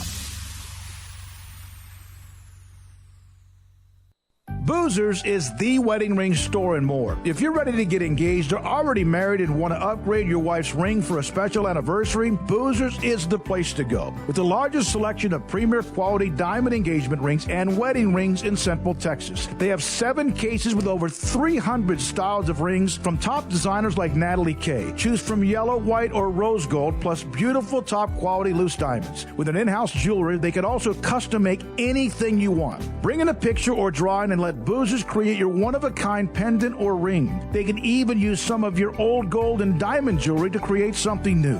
At Boozers, you'll find a great selection of quality timepieces, and Boozers is the place for expert watch maintenance and repairs too. They specialize in expert Rolex watch repair for fine jewelry, watches, custom work, and more. Go to Boozers on Valley Mills and Lake Air Drive in Waco. Boozers, the wedding ring store and more. Welcome back to 365 Sports, powered by Sikkim365.com. Our weekly segment with Baylor Director of Athletics, Mac Rhodes, is brought to you by Edward Jones Investment Brokers, Ben Erlinson, Brad Wilson, Cam Heathcott, and Chuck Verno. Edward Jones, making sense of investing. Baylor Director of Athletics, Mac Rhodes, with us last week at Big 12 meetings in Scottsdale, where everybody kind of converged in a lot of ways, college athletics. Paul Catalina, Craig Smoak, and David Smoak. Mac, thank you very much for your time. How much have the stories at Alabama with the coach, and then yesterday or the last couple of days with Iowa and Iowa State and gambling shown up on your radar in educating student athletes? Yeah, I appreciate the question. In fact, it was our executive team meets every Tuesday morning. And so we spent considerable time talking about it this morning, and just again checking ourselves, making sure that we've done a really good job of educating our student athletes and staff on the whole gambling issue, and we have been for a while now very, very proactive in that space. Chad Jackson and his staff do a great job in that area. So I think as we look back over this past year and years before, we are really consistent in terms of reminding our student athletes and staff on the do's and don'ts. Again, being really transparent. We're going to send something out here in the next 24 hours again as another reminder. The reality is that are you batting 1,000% on your campus, meaning that coaches, staff are not betting on any NCAA championship sponsored sports, and even if it's legal to bet on college athletics within your state, like it is in Iowa. They're one of 33 states. NCAA still prohibits it. And so, again, just making sure, and all of us could be, under investigation. I think I read somewhere, you all correct me if I'm wrong, that Iowa or Iowa State, one of the two, they weren't notified until May 2nd that they'd been under investigation. And so again, just a reminder, and you know, we've been proactive in the space. We'll continue to be. That doesn't mean that we're not vulnerable, and we know that. One of the, and albeit probably minor protections right now, Mac, because there are, I'm sure, ways around that you'd have to sit in a room forever to figure out any rule, but is that we are currently in a state that does not allow sports gambling. Eventually, that will probably go away whenever that is. So do you have to spend that time trying to stay one step ahead of the game? Yeah, we do. And, you know, I think it helps, Paul, that, you know, obviously it's not legal in the state of Texas. And I'm not a gambler, but my understanding and part of the conversation, you know, yesterday evening and even today was like, you know, if you've got those apps, online gambling, and apparently I think all of this happened online. So, you know, you're able to, you know, authorities are able to track everything. But if you're online in the state of Texas, you don't have certain options like you would if you were in a state where it's legal. But and we have to be, it has to be top of mind, and it's got to be, you know, constant in terms of the reminders. You can't just do it, you know, once a year. You have to have it, you know, multiple times throughout the year. And again, both with staff and our student athletes. Mac, does this shoot up the list of issues pretty quickly? Does it reserve a high spot, or does it kind of take its place behind so many other things that have piled up over the last year or two, as far as athletic administration and the problems you guys are dealing with, or issues you guys are dealing with? Yeah, Craig, I think it's you know, it's one of the more significant items that we need to deal with and address. And you know, you think about, you know, just some of what's happened in the past with gambling, illegal gambling, you know, within our industry, you know, whether it's been staff or student athletes participating in it, and then, you know, changing outcome of games. Those are all things that, you know, will kill a program pretty quickly. And so those are all things that we worry about and have to be top of mind, and you know, have to be a priority. And so it's very much and has been very much, you know, top of mind here at Baylor. Mike Oresco today came out with a nearly 2,600 word letter. And he has been on the bandwagon, and he, of course, runs the American Conference, and you were a part of that when you were at Houston, so you understand it. But he's very upset about the wording of Power 5 and Group of 5, and he's done this before. You usually use Autonomy 5. When you were at Houston or elsewhere, did you feel like the Group of 5 or Power 5 was insinuating a difference, and was it offensive? And offensive is not the right word, but did it make people mad? Yeah, that's a really interesting subject and question. You know, I've got great respect for Commissioner Oresco. You know, I was there at the University of Houston. You know, we were Big East, under the Big East name and umbrella for a moment when we hired him. And so I get, you know, what I appreciate most about him is that he's fighting for his conference. And, you know, and has been. And what I think is a little bit ironic, quite frankly, is, you know, forever he labeled them as the Power 6. And so he, in doing that, absolutely advocated for that separation. And again, I have great respect for him. When I was at Houston, you know, probably what it did for us was put a chip on our shoulder. And, you know, wanting to prove that, you know, we can compete with the best in the country. The reality is that, there was this separation. It started out as Autonomy 5. It was based on, NCAA legislation, and, Autonomy 5 conference could drive certain legislation that was permissive, meaning that you didn't have to do it, but you could certainly do it if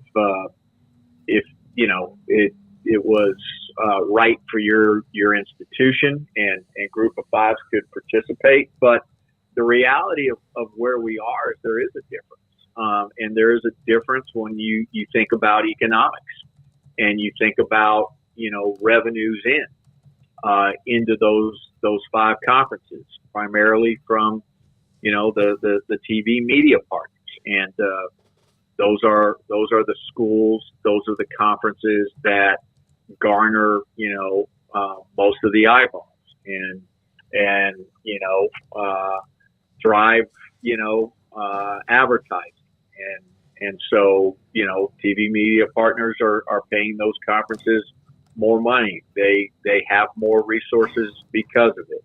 The CFP is built on that, right? More quality teams. That doesn't mean that there aren't quality teams in those other conferences. We've seen it in the past. We've seen a Boise State. We've seen a UCF. We've seen a Houston. We've seen a Cincinnati play in the CFP. But overall, there is a difference, and that's the way of life in college athletics, and that's why there's been, and particularly in football and in FBS, and that's why there's been so much conversation over the years about is there a right way to divide those within the FBS? Do we need to think about organizational structure, NCAA, differently when we think about football? All of those things. So I get his frustration, but I think it's reality that there is separation.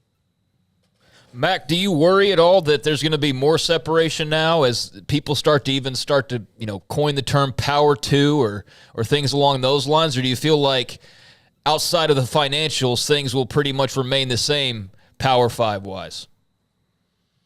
Yeah, Craig, there's been that, been that conversation, right? Behind the scenes, underlying, that, hey, we're moving to two power conferences, right? And so now there's going to be maybe even three levels.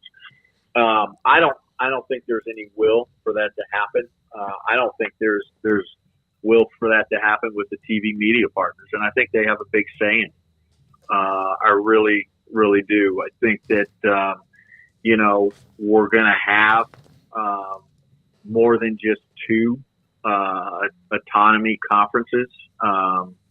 Where that ends up, and the only reason I say that is obviously because we have one of those conferences that is working through their TV media deal, and it remains to be seen what that's going to look like, and whether or not it's going to keep everybody together. So I don't think there's an appetite to go to just two conferences whatsoever. Mac, over the last several weeks and even months, from Brett Yormark and the Big 12 mentioning the fourth time zone, and even some presidents and I think even ADs from Pac-12 programs have mentioned what they're going through, what they're expecting, what they hope occurs. But there have been some that have admitted that they have had conversations, I believe, with the Big 12 about whatever it might be.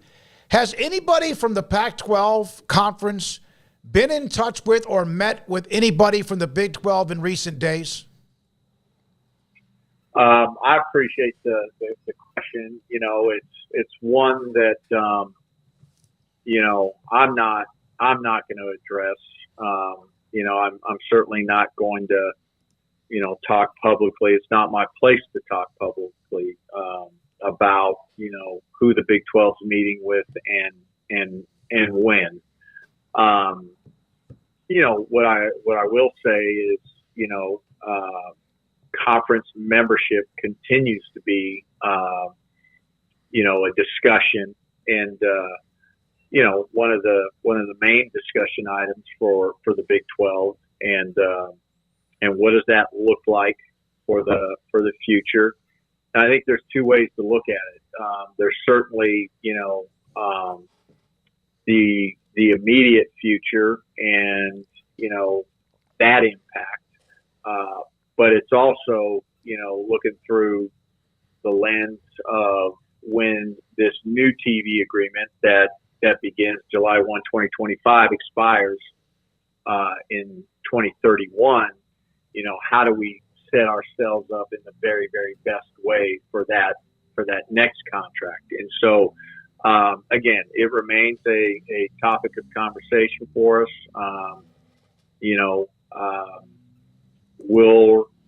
We're ready depending upon how certain things play out, and we'll go from there. I don't think that there's anybody that feels like we have to.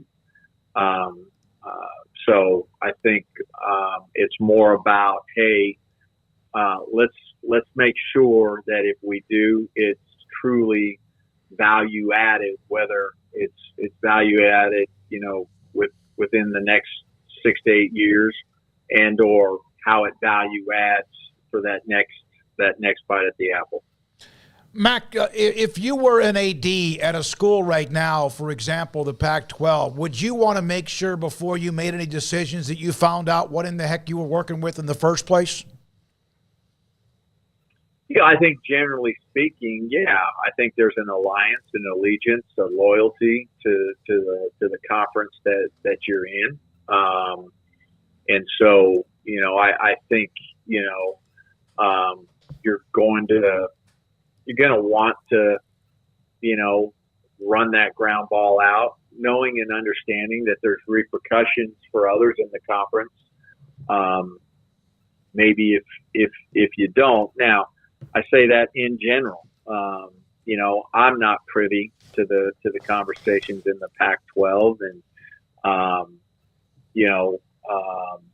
is there confidence in terms of there will be good news eventually? Does it continue to be delayed? And so those are all things that as an athletic director and as a president and as an institution, you've got to measure and be thinking about it. So, but I think in general, you're gonna have that allegiance and that loyalty and want to see it to the end, unless you lose confidence in what or lose confidence in the direction that organization is going. I don't know if it was you, but I know I had somebody at Baylor, I can't remember, but it might have been you that mentioned that the Pac-12 has some that run the Pac-12, whether it's Kliavkoff or if it's presidents or ADs that have kind of had a little bit of a, hey man, what is the Big 12 trying to do here? Like almost there's a campaign against one another. Did you ever have, when you were in Scottsdale, or have you had conversations with other Pac-12 ADs where they've kind of bit back a little bit and asked you that? And what has been your response if they have? Yeah, I mean, I know, I have friendships with a lot of the Pac-12 ADs, and so if we've had conversation, they've always been cordial. I think they've always been respectful. They've never,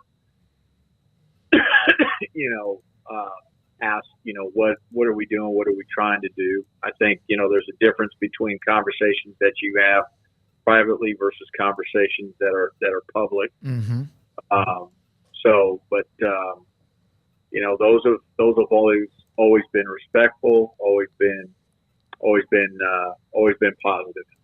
I got one more. Oh, go ahead, Craig. Yeah, completely off. Are you about realignment? Go ahead. No, it's not. No, it's okay. Off topic, Mac. I know there's a lot going on with spring sports, but just wanted to highlight softball in particular from this past weekend. I know some sports have now ended as of Saturday, Sunday, and whatnot, but it seems like a big weekend with that sweep over Texas for Glenn Moore and company.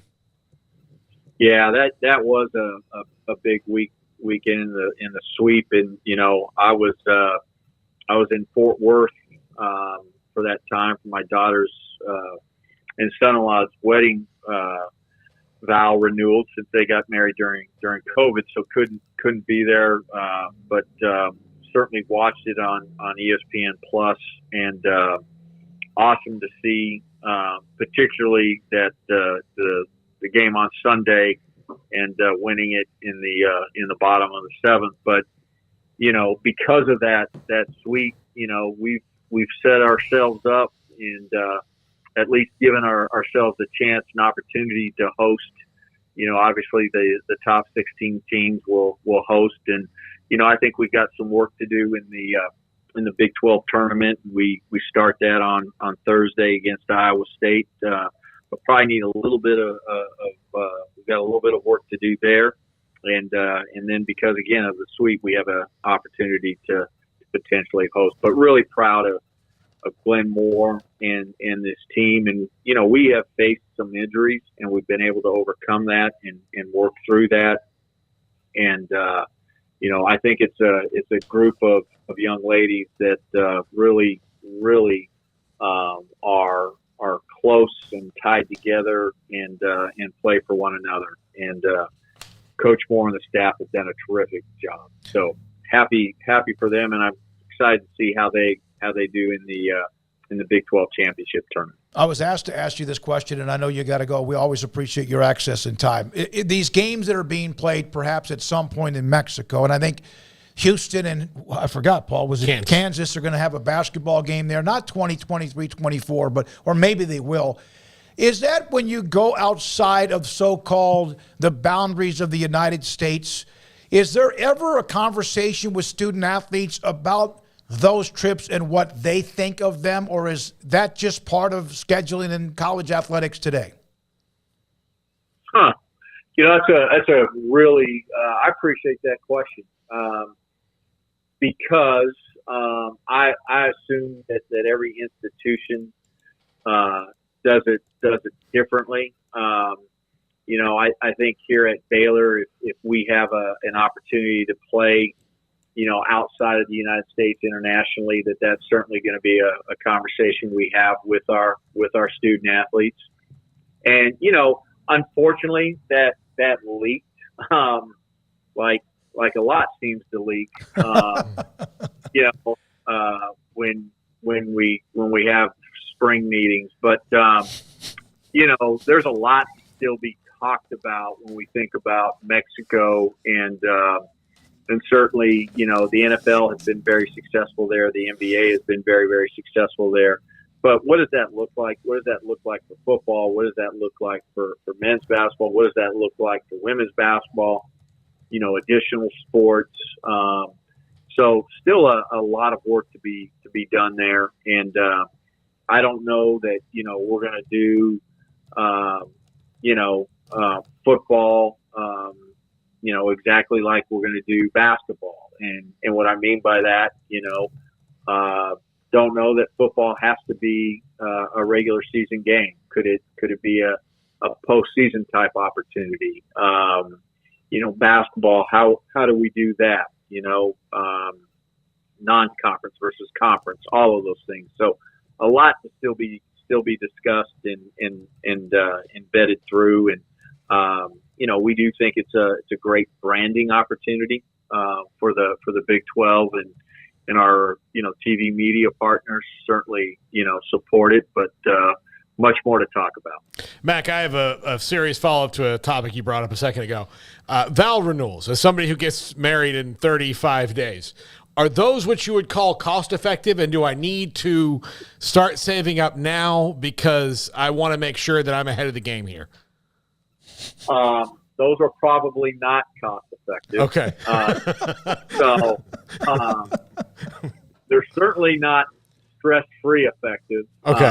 So, we my daughter and my son-in-law, planned for a first wedding and all of the stresses that go with that, and then had to cancel it because of COVID. All of the stresses that went with that, and so that they did get married in front of about 25 people, and then we had to relive the stresses for a third time for the wedding vow renewal. But I will say this: it was worth every one of those stresses. It was an unbelievable time, and to see the joy that it brought my daughter Noelle and my son-in-law Mason on their faces to be able to celebrate that with family and friends was awesome. Thank you. Yeah, that's good. Good advice, Paul. Did you listen to him? Yes, I got it. I got it.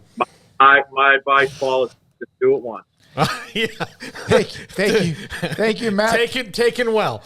Yeah, Mac Rhodes, thank you, Mac, Director of Athletics at Baylor, with us on most Tuesdays. Last week was the Big 12 meetings and more down in Scottsdale. We appreciate him on answering some questions about, in fact, has there been contact? He could not confirm or deny that, but went into a little bit more detail on what he sees the Big 12 looking at as what they're focused on. And it wasn't just now, but also down the road. It could be both. When we come back, Craig Smoak's Off the Radar a little bit after 5, around 5:10 or so. Former Midway, Tulsa, and Baylor football player Jackson Player got an important call today to join the NFL at a minicamp, a team in Tampa, the Buccaneers. We'll have him on about what that meant to him. Hall of Famer John McClain, 5:30, top 5 as well. This is 365 Sports.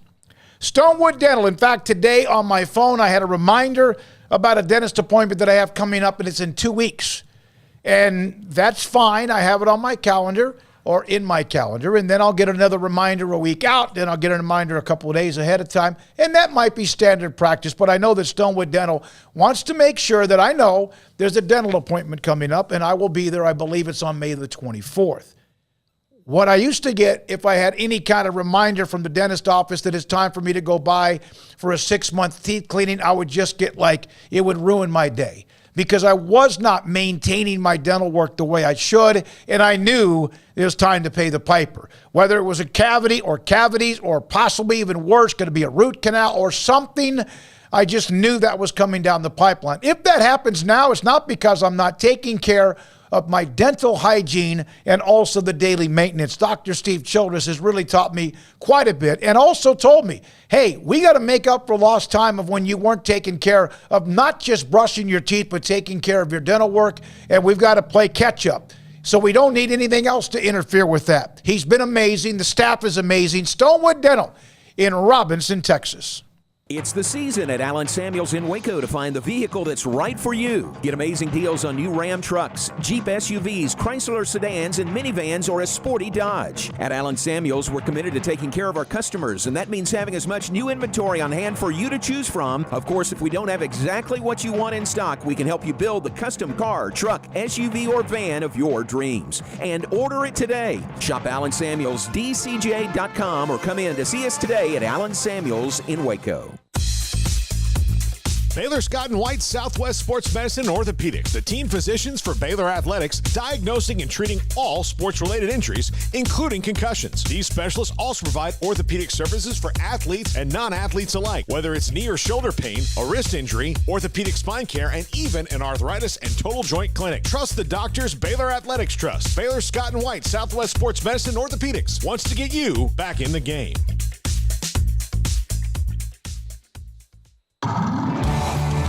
Waco Custom Marketplace is your hometown grocery store with a full-service butcher shop and bakery. Hi, this is David Smoak. The butcher shop can take your customized orders for seafood, pork, and poultry and custom cut your favorite steaks from bacon-wrapped fillets to T-bone to bone-in ribeyes, cut specifically the way you want. They have Norwegian salmon fillets, catfish fillets, sliced ham or turkey and lunch meat, variety of cheese available, and several options of sausage links. Fresh chicken breast or whole chickens, sliced bacon, pork chops, ground beef, marinated beef, and chicken fajitas, and always large briskets available, plus fresh vegetables. So the great product, customer service, and family tradition of the Bauer family continues at Waco Custom Marketplace, open Monday through Saturday. A full-service butcher shop and bakery available. Waco Custom Marketplace, 425 Lake Air Drive in Waco, or WacoCustomMarketplace.com. The future's bright. The time is now. College is what you make it. It's a late-night pizza run and all-nighters coding a new project. It's having big dreams and making them a reality. It's a professor who knows your name and your story. It's preparation for your future, your calling, your life. And at Baylor, it's even more.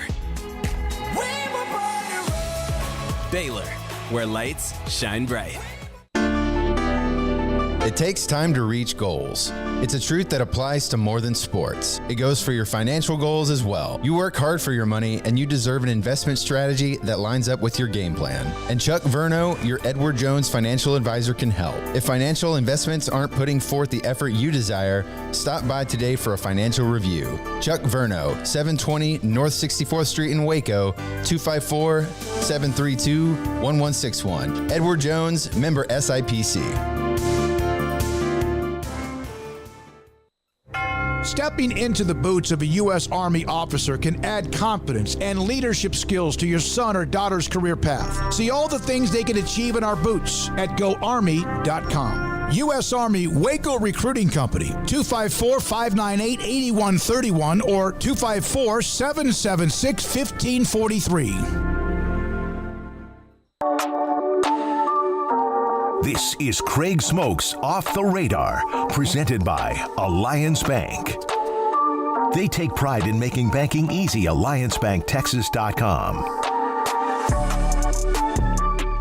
All right, welcome into Off the Radar here on 365 Sports. Taking a look at a couple stories from around the world of college and pro sports, as we do on Tuesdays and Thursdays around this time. Starting it off, we got a sad announcement to make as far as a death of a legend, Denny Crum, Louisville basketball coach, two-time national champion, basketball Hall of Famer, reportedly passed away earlier this morning at his home at the age of 86. He passes away. That, according to UL Sports Information Director Kenny Klein, who was a friend. He was the one that confirmed it to news outlets. The same day that he was inducted into the Naismith Memorial Basketball Hall of Fame 29 years ago. So just very odd timing there. He was the head coach at Louisville from 1971 to 2001. First national championship in program and city history with the 1980 title, and then won another one in 1986 against Duke. And so gave them their two titles and put them at that point in time as one of the better programs in the entire country. Had 6 Final Four appearances, 675 wins over the course of his 30 years, and is in all sorts of Hall of Fames, as you can imagine, but was a 3-time Coach of the Year, and was, just an all-timer, a basketball legend, and certainly a Louisville legend to a T. But Denny Crum passing away at age 86, excuse me. Played for John Wooden, too. Yeah. There's few of those guys, if any, remaining right at this point. I mean, very, very few. You would think, at least. Yeah, it's one of those guys when I was, obviously much younger, but Louisville was very elite. He did a great job there. I saw that note. He did everything. He absolutely did everything, but I do remember the tie-in to UCLA, and I saw that note that kind of, oh, my goodness, Louisville. And who was it that they won a national title, I think, sometime in the 80s. 81 and 86. 81 and 86. Just I said think. That. Yeah. I'm talking against who it was against. I think the one second year one was against Duke. Duke, okay. I thought one of them might have been against Houston, but I don't think that was the case. I didn't see where the okay. first one was, but 2-time national champion and I realize Wooden has many others that came along. At 86, you're pretty well up there. So there's plenty of other Wooden guys. But, I mean, we're getting to the point now where there's not that many guys who did that, and now there is one less. So that was sad news coming out of Louisville, Kentucky, with the passing of Denny Crum earlier this morning. Elsewhere, there was another, I guess, passing to make mention of, and just slightly younger, age 85, Joe Kapp, Vikings quarterback in Super Bowl IV, passing away at age 85, a Cal alum. He had been suffering from Alzheimer's, played in the NFL, CFL, 12 seasons altogether. 3 times he played for Minnesota in the 1960s, originally drafted in 1959 out of Cal by Washington. He was a 5th-place runner-up in the Heisman Trophy voting during his time with the Golden Bears, led them to the Rose Bowl in 1958, and had made his way to Canada as well, along with that NFL career, but big-time legend for the Calgary Stampeders with what he did there over 8 seasons, as well as the BC Lions. Joined the Vikings in 67, starting most of a losing season, as NFL.com pointed out, but then led them to their first playoff appearance the following year in 1968, and kind of helped them break out from there, and had a great follow-up in 1969 and so forth. But, fell to Kansas City, 24-7 in that Super Bowl appearance. He had a couple of picks in that game, and he'd had other things throughout his career, but another passing in the sports world with Joe Kapp. He was a big, almost like a large quarterback at the time, 6'2", about 215, 220. He was physical. He was accurate in a way. He was, again, he played for a long, long time, and that was a Vikings team that was thought to be unbeatable. And that was the year after, of course, the Jets had stunned the unbeatable Colts. And so that gave the AFC or AFL a couple of back-to-back Super Bowl wins that kind of gave them a lot of integrity and I guess you could say notoriety and whatever else you want to use. Yeah, he'd eventually go and coach back at his alma mater, Cal, but also made a little Hollywood appearance. Yes, he did. In The Longest Yard. I don't know if Paul knew that or not, but yeah. I did. Yeah, he was in The Longest Yard, so man of many talents. I mean, coaching all over pro, Canadian, college football, obviously a good player as well as a pro and college player, and an actor as well in The Longest Yard. So he had a fulfilling life on paper, and I'm sure, a lot that they couldn't pack into a simple article announcing his passing. CTE, possibly a contributor. His son said he's going to donate his father's brain to those who do the research. He was also, I didn't realize this, the coach during that Stanford-Cal crazy, the end of the game when the Stanford band stepped on the field. I did not know he was the coach at the time at his alma mater in 1982. Well, he, by the way, The Longest Yard, he was the quarterback for the Guards team. And they're a little more nameless, faceless than the Burt Reynolds and company. Yeah, but if you're a younger person and have not seen the original Longest Yard with Burt Reynolds, I know he's in both of them, but the non-Adam Sandler one, and I thought Adam did a good job remaking it as far as remakes go, but the original Longest Yard is so excellent, and maybe, in my opinion, a top 3 football movie. Fair enough. I'd have to watch it again. It's been a really long time to put it in a ranking system once again. Because I remember the Titans. Remember the Titans is up there I for can me. think of other ones I'd put up. I'm saying I haven't seen The Longest Yard in 25 years, so I don't know where that would rank to me still today compared to others I've seen in the last 25 years, and oftentimes Remember the Titans. Yeah, no, I don't know. The top 3, top 5, whatever. It was very, very good. Well done, and rest in peace, Joe Kapp. Yeah, he lived a fulfilling life, like I said, based on all the accolades and experiences, and that was just part of the sports write-up. I know he's a man had a life outside of that as well, which sometimes we tend to forget that. But elsewhere going on, not a lot outside of the actual games themselves being played, but one important note for Major League Baseball, and that's the fact that they have come to an agreement with the players to officially finalize their CBA through 2026. They are finalizing that as of today, 14 months after their initial memorandum of understanding that ended their nearly 100-day lockout. The agreement will expire on December the 1st of 2026. And I did not peruse through it. It's over 400 pages long. So Mike Oresco can look through that for me. He might have written it up. Just kidding.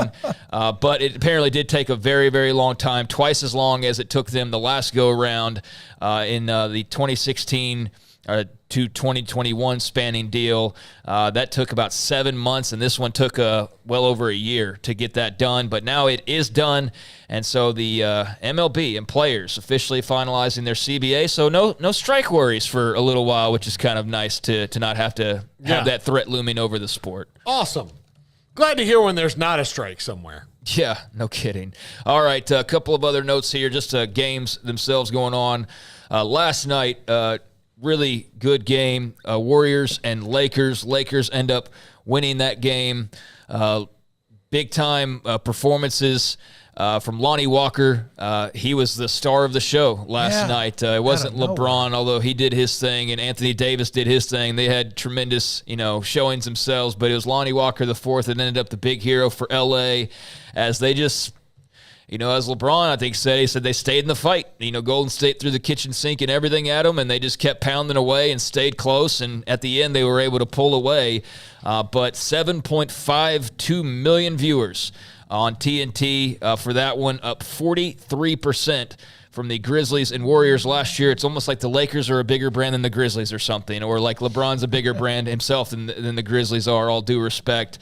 Largest NBA audience on cable since 2019's Game 4 of the Western Conference Finals, which featured the Warriors again, this time against the Blazers. Most watched first or second round playoff game since 2012 as far as cable broadcasts go. And, just a lot of good numbers coming in for the NBA playoffs, but particularly this Lakers and Warriors series. And the Lakers, watch out now up 3-1 on Steph Curry and Golden State. I'm not betting against them. I know that Denver-Phoenix series is great. It really is good. And, of course, Phoenix had Durant and Booker went off. But the Lakers kind of coasted. Well, it made a couple of little tweaks to the lineup and down been 13 in the play-in game. Injured all year. Anthony, every time you turn on SportsCenter or read news about the Lakers, it's Anthony Davis is hurt or LeBron's out for this long or whatever. So turning on the Lakers to watch them this year was, for the most part, you're not seeing the team that they wanted. This is pretty much what they wanted here in the playoffs and showing you what they can do. So yeah, It's insane, and it'll be great. It's a great series. It's awesome that these two kind of, teams with full of studs are playing each other. Would have even been better if it was the Western Conference Final. But with all due respect to Denver, I'm still thrilled to see what happens with Denver and Phoenix down the line, and if the Lakers do play, who they play from that series. If it is the Lakers, that'll be great too. Yeah, also last night, and with that win, the Lakers take a 3-1 series lead, so they are just one away as they pivot back to Golden State. But Miami also beating the Knicks 109-101. So Jimmy Butler and crew now also up 3-1. So you've got the Heat knocking on the door, 1 win away from the Eastern Conference Finals. Lakers knocking on the door, 1 win away from the Western Conference Finals. And tonight, the other side of those brackets, although teams can take leads, but nobody will book a spot as of tonight. Everybody needs a couple more wins in these two contests. Starting at 6:30 Central Time, it will be Philly at Boston. That series, again, tied at 2 apiece. That game in Boston, both these on TNT. And then in the nightcap, 9 o'clock, Phoenix at Denver, again tied at 2 apiece. So a pair of Game 5s. Somebody will break serve here, whether it's the home teams in Boston and Denver or the road teams in Philly or Phoenix. But we will get a couple teams emerging from tonight, just 1 win away from booking themselves into the next round. And speaking of playoffs, you've also got the NHL going on as well, and a little team by the name of the Dallas Stars. They will be in action later on tonight as they are on the road in Seattle, down 2-1. It is Game 4 from Seattle. And Garrett, our resident Stars fan, analyst, expert, how are you feeling about those Dallas Stars at the moment? A little nervous, not going to lie. Jake Ottinger had probably his worst playoff performance the last game out, allowing 7 goals, most of which came in the second period. You had Miro catch a puck to the head. He's not doing so well. I need Jason Robertson to figure out how to score in the postseason. That has been something of neglect. But I feel like they can turn things around. I think they'll tie it up tonight. But, man, hats off to Seattle. They're playing aggressive, they're playing fast, and they are taking advantage of every weakness the Stars throw out. The Kraken. Yeah, the NHL's really had some fortune with their new teams. I mean, with Vegas and Seattle, they could very well be the Western Conference Finals. Vegas, I think, cracked the code for anybody. If there's expansion teams, don't happen that often, but I think a lot of times what expansion teams and other sports have done is, if you look at what the Texans did, is they leave players unprotected and they kind of go for the biggest name because sometimes you're going for that. What Vegas did was, instead of having 1 line, 2 line, 3 line, they just had 3 lines of all 2s. Mm-hmm. And so they were so deep and they were the same. They didn't change you weren't winning a lot of matchups unless your ones were on there against their ones. But that's all about strategy and how everything comes out. The Kraken have done the same thing. And all right, we're just going to get a bunch of guys that are the same. They're all 2s. Maybe we get lucky and get a stud here and there. But for the most part, there's not a difference between, the first guy who would come on the ice and the last guy who would come on the ice. And that's how they've been able to do it so quickly. Mm-hmm. Yep, so that'll be the nightcap against Seattle up 2-1. Kraken at home against the Dallas Stars. That starts at 8:30. But prior to that, and both these NHL games will be on ESPN, both the basketball games on TNT. But the first puck to drop tonight will be Game 4 on the eastern side, Carolina at New Jersey. So Hurricanes at Devils, that'll start at 6 on ESPN. Stars, Kraken to follow. So, again, if you're just a general sports fan, you've got a bunch of playoff games tonight on the ice or on the court, and those are a few things off the radar. All right, Craig, I did get this from Andrew Pate, who's the Director of Media Relations with the University of Houston, that the Houston Big 12 Drive meeting, its mission campaign surpassed the $50 million raised in support of championship success when it comes to pledges and donations and much more. And so that was a note that I had this afternoon from Andrew Pate at the University of Houston. Good news to the Cougars and the athletic department. When we come back, Jackson Player, former Midway High, Tulsa, and Baylor football player, who's going to get a shot with Tampa Bay. This is 365 Sports. The city of Woodway has the mother-daughter brunch that's coming up. Of course, it is right around the corner because, well, you know why. This weekend is Mother's Day weekend. So if you want to be a part of the mother-daughter brunch that's coming up, that's this Saturday, and tickets, of course, are very limited. It's not too late. You can go to discoverwoodway.com for more information. They will be the mother and daughter brunch Saturday inside the Pavilion Event Center at the Carling Bright Arboretum. Mothers, daughters, grandmothers can enjoy delicious food, great music, fun crafts, and more awesome surprises. 11 o'clock Saturday morning until 1:30. So 11 o'clock until 1:30. And again, tickets are on sale. They have very few left, but the mother-daughter brunch coming up on Saturday, May 13th. It's 11 until 1:30. DiscoverWoodway.com. In our logo and advertising, we say we are people that you can count on. What does that mean? It starts with providing a quality vehicle and quality service at a fair price. But it also means we do what we say we will do, and we treat people fairly with respect. It starts by hiring great people, good local folks who work hard with a caring attitude. Our employees are the real reason we are people that you can count on. Put us to the test and see for yourself that at Richard Carr Motors, we are people you can count on. Waco Regional Tennis and Fitness on Lakeshore Drive is premier, elite, life-changing experience where you can change your mind, body, and soul. Waco Regional Tennis and Fitness offers over 40 group exercise classes each week, including boot camp, indoor cycling, and more. If you haven't been there in quite some time, you're missing out on the improvements for our members. New flooring in the weight room and locker rooms, new paint and mirrors added in the weight room and group exercise room, with more new machines arriving over the next few months. New free weights, weight machines, TRX, rowing machines, stationary bikes, new treadmills, new elliptical machines on spacious weight room floor. Personal training with Christy London, Randall Corley, and Alex Bach, where you will be encouraged and motivated to grow. There's sauna, whirlpool, tanning bed, and kids club. The amenities are great. 16 tennis courts plus an 1,100-seat stadium court, 8 pickleball courts, youth and adult tennis and pickleball lessons.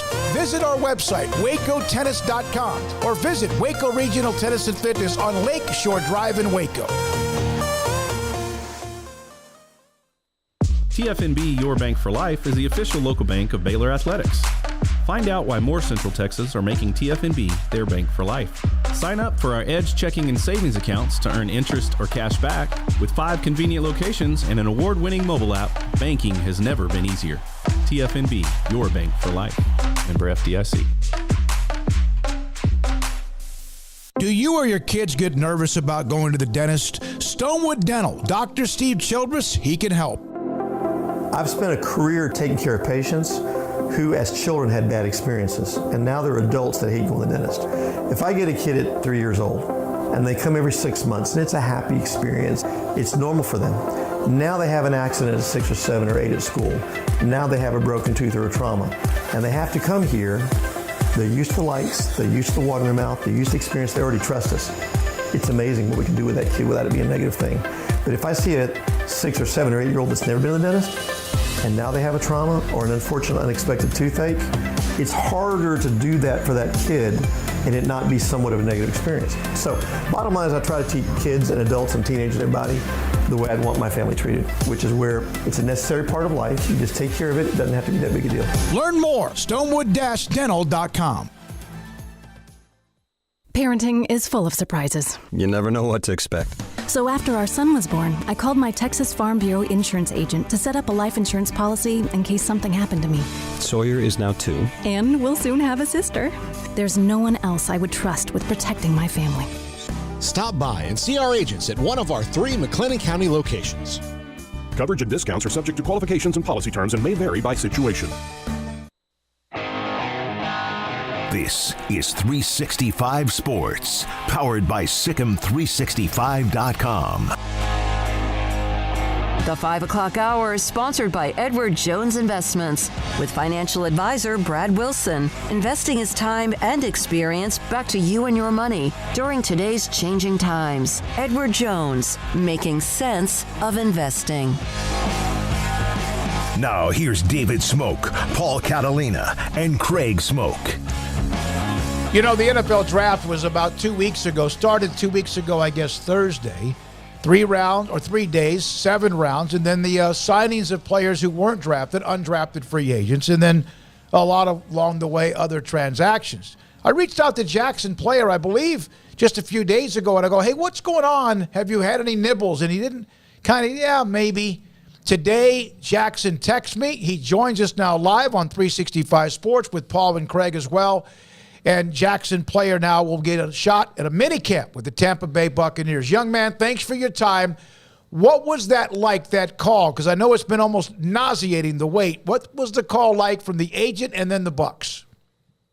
The call was surreal, man. Me and my agent been stressing about it the last few weeks just because I was surprised I hadn't gotten anything. I was surprised I didn't get an undrafted deal just considering what I did in college. But I left it in God's hands, and I knew just with faith in God, it was going to be okay. So when he called me, he just told me, he was like, how do you feel about Tampa Bay? I said, I feel good about any place. And he said, well, they feel good about you, and they want to have you out for a mini camp. I said, I just needed the opportunity. And me and my mom both prayed for just the opportunity and prayed for God to show us just the way he wants my life to go. And today we got our prayer answered. So hopefully the trial goes well, the mini camp goes well, and I get called to make the roster. Jackson, one of the things I've known about you for a very long time is you enjoy the work. You practice is kind of your thing. You liked it even in high school, where most kids really hate it. Is that where you can feel some confidence going in, and that your effort level has always been very, very good in that side of the game? Yeah, I feel like this is just gonna make me grind a little bit more, just because a lot of people. I'm treating this like a game. I'm treating this like it's an all-star game, and I got to go out and prove myself. So the grind of practice is kind of fun for me, and now I get to put my talents at the NFL level. So I'm excited. This is something I dreamed for since I was a kid, so it's exciting.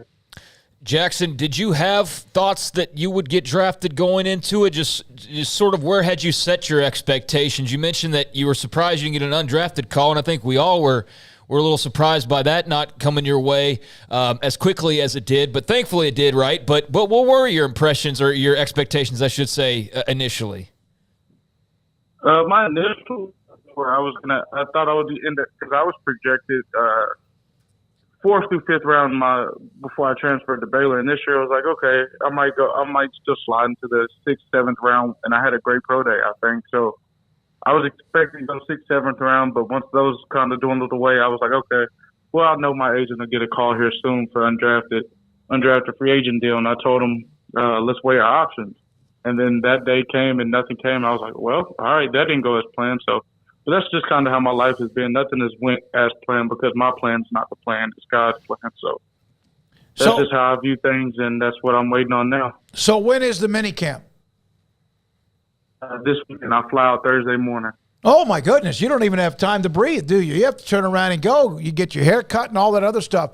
So they take care of all, I'm sure, the itinerary. What do they tell you when it comes to that and flying into Tampa?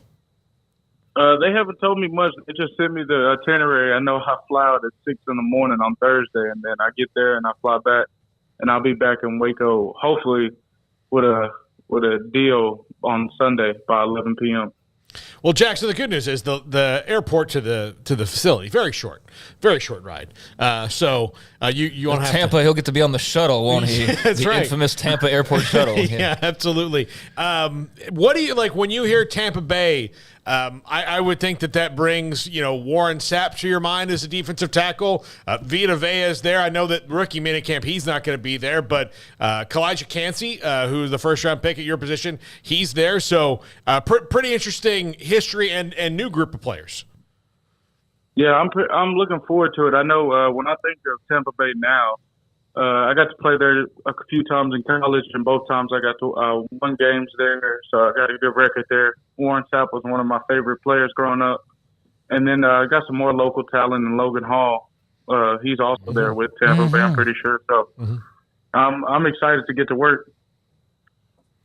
Jackson Player is headed to the Tampa Bay Buccaneers minicamp. And can you try to explain during that 2-week lull, what was your lowest moment? My lowest moment was more so I wasn't upset that I didn't get called. I was upset that I didn't get the opportunity. That was the more thing, just because I worked so hard, I trained so hard, I put a lot into it, a lot of time, sweat, tears, everything I put behind it. But I just knew I was like, man, if it's meant to be, it's meant to be. God guides me, and I put my foot down, and I kept working. I work out 5 to 6 times a week, sometimes twice a day. So, I just kept at it and hope for the best. Jackson, what were your thoughts on seeing Tre'Vius get selected, a former high school teammate of yours? Man, I was so proud of Tre'Vius just because, man, like I said, we went to high school together, and I remember we used to just have arguments at the table of who was better, who had the best game and stuff like that at lunch. And I texted him actually Saturday night and just said how proud I was, and just like, man, we came a long way from the lunch table. That kid he's gonna do big things. I'm surprised he went there late, but he'll show them why he shouldn't have went there late. I thought he was he is the best cornerback in this draft. Obviously, one of the row. So I think he's going to do great things there in Los Angeles. Don't you both have something in common, a huge chip on your shoulder? And if both of you were like 2 inches taller, there wouldn't be sometimes this, I'm not so sure they can play? Yeah, I think that's a big thing. Teams I know I got feedback from one scout. They basically were making beauty pageant comparisons, but I'm okay with that.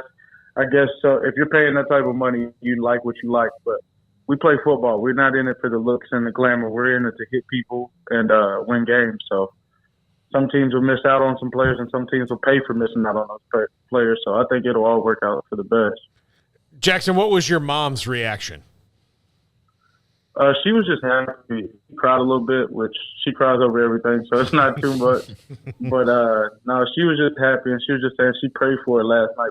Just prayed I had an opportunity, prayed that God steered me in the right direction, and her prayers got answered. So, yeah, she's excited for me and my family's excited for me. We've been waiting for this for a minute now.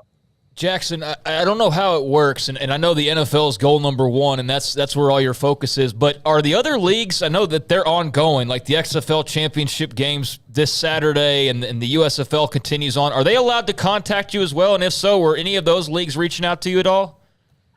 I don't know how that works either. I kind of Okay. let my agent deal with that. I talked to a few teams, though, from like the CFL and stuff, and had some calls from them. So those are options, but my main goal is I feel like once I get the opportunity like I'll have this weekend, the NFL will give me a shot. Yeah, absolutely. Agree with you there. Yeah, I was just curious. I didn't know how that worked either, and I would imagine if they were allowed to, they were probably beating down your doors. So it's good, like you said, to have options, but great that's working out for you this weekend. What defense? Yes, sir, I appreciate it. What defense fits you best? Is it like playing the 3 technique in a 4-man front or 3-man front? What do you feel most comfortable in? Wherever I can line up and hit offensive linemen in front of me, I'm good wherever. I played every position on the D line in college, all the way out to a wide 9 to a 0 tech nose at all different weights. So, I mean, I feel like I can do it all. So I'm curious to see where Tampa will put me or what they want to see me play. But I feel like I could do it all, and I could do it all at a high level. Man, I cannot tell you, I was so thrilled to get that text from you. I was, because I know it has been a very difficult time despite your faith. I know that helps a lot, but man, it's also about reality too, right? And it just had to be kind of just wearing you down. So happy for you. You were overlooked at Midway in a lot of ways. There were some schools that wanted you, but now you have a chance to go into the NFL. Tre'Vius, Hodges-Tomlinson, a part of that as well, as you mentioned, former teammate is brought up in this show. Thanks for your time. Good luck. Get all your clothes packed and get that luggage ready.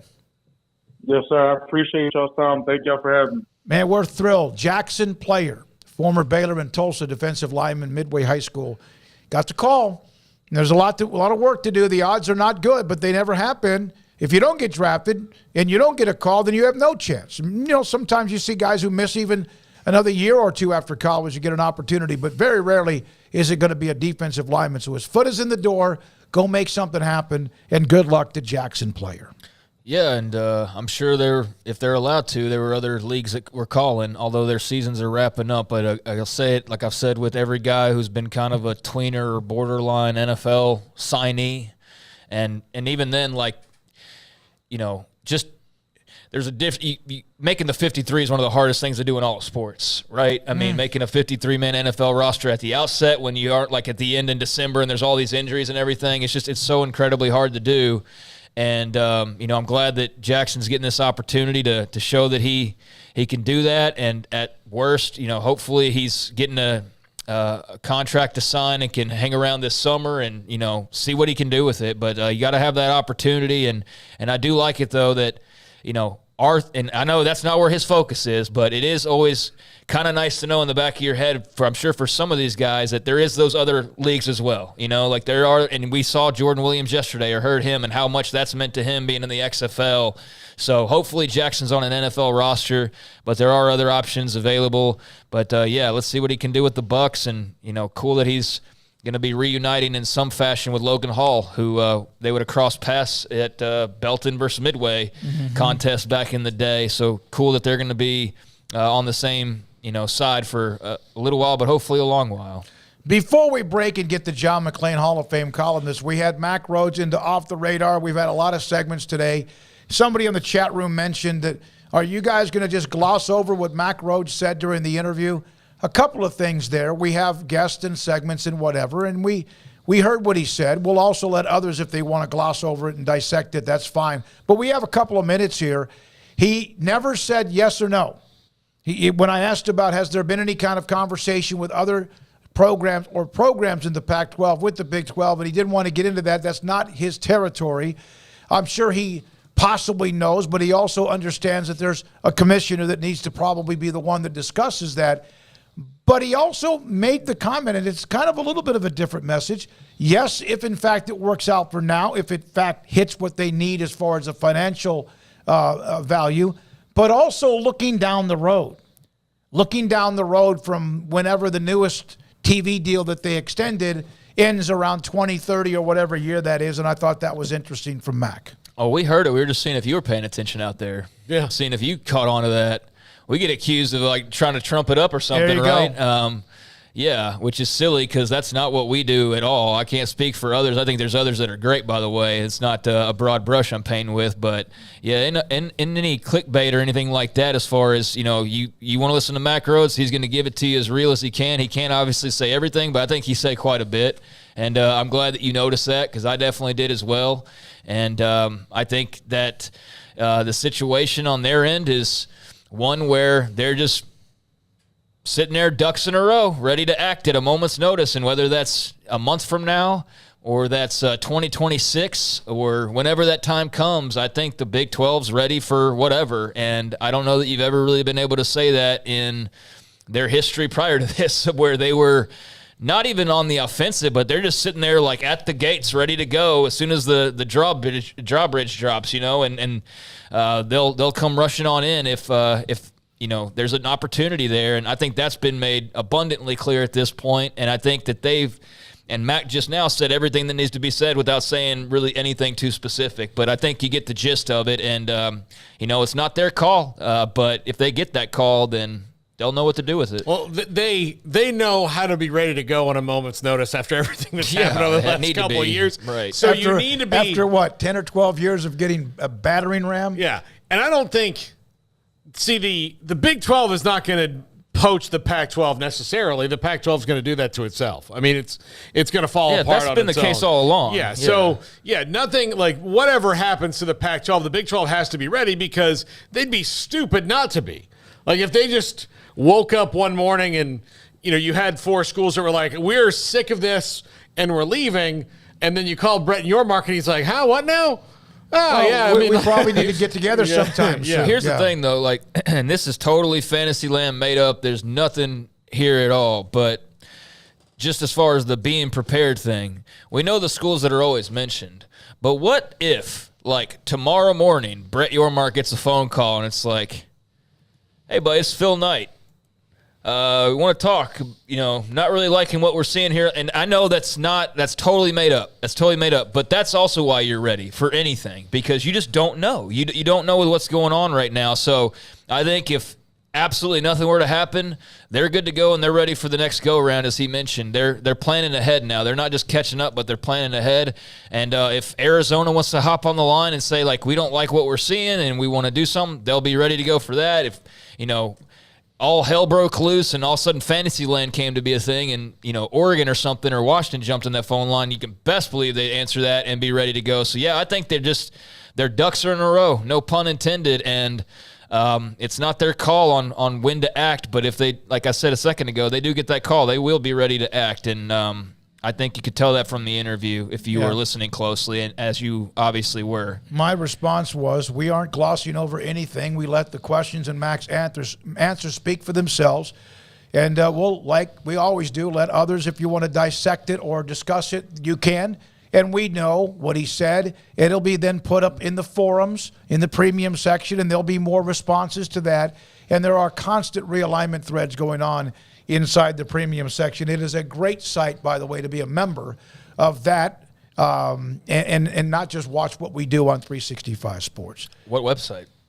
Sikkim365.com. I'm sorry about that. Yeah. We started this show as Sikkim 365 Radio and morphed into 365 Sports because of the vast coverage changes and the coast to coast of what we have, which we're thrilled with and we appreciate on an everyday basis. But as we leave it with this, here in he didn't give every part of the answer that he probably would have liked to, but he gave an answer for sure on a couple of different things. Working man, where are you all located again? We're in Waco. We're just about a mile west of McLean Stadium just here in Waco, Texas. Thanks for a couple of you already answering that question. When we come back, the Hall of Famer and John McClain, he's next. This is 365 Sports. There are 26 letters in the alphabet, over 600,000 words in the dictionary, and just 3 of them said together can change everything. Let's order pizza. Those 3 words lead to dough made from scratch and 3 fresh signature cheeses that blanket golden crust in a heavenly melt on Marco's Pizza that'll blow your mind. So visit marcos.com to order and stop by Marco's Pizza in Belmead, China Spring, Woodway, and in Robinson. Marco's. Pizza lovers get it.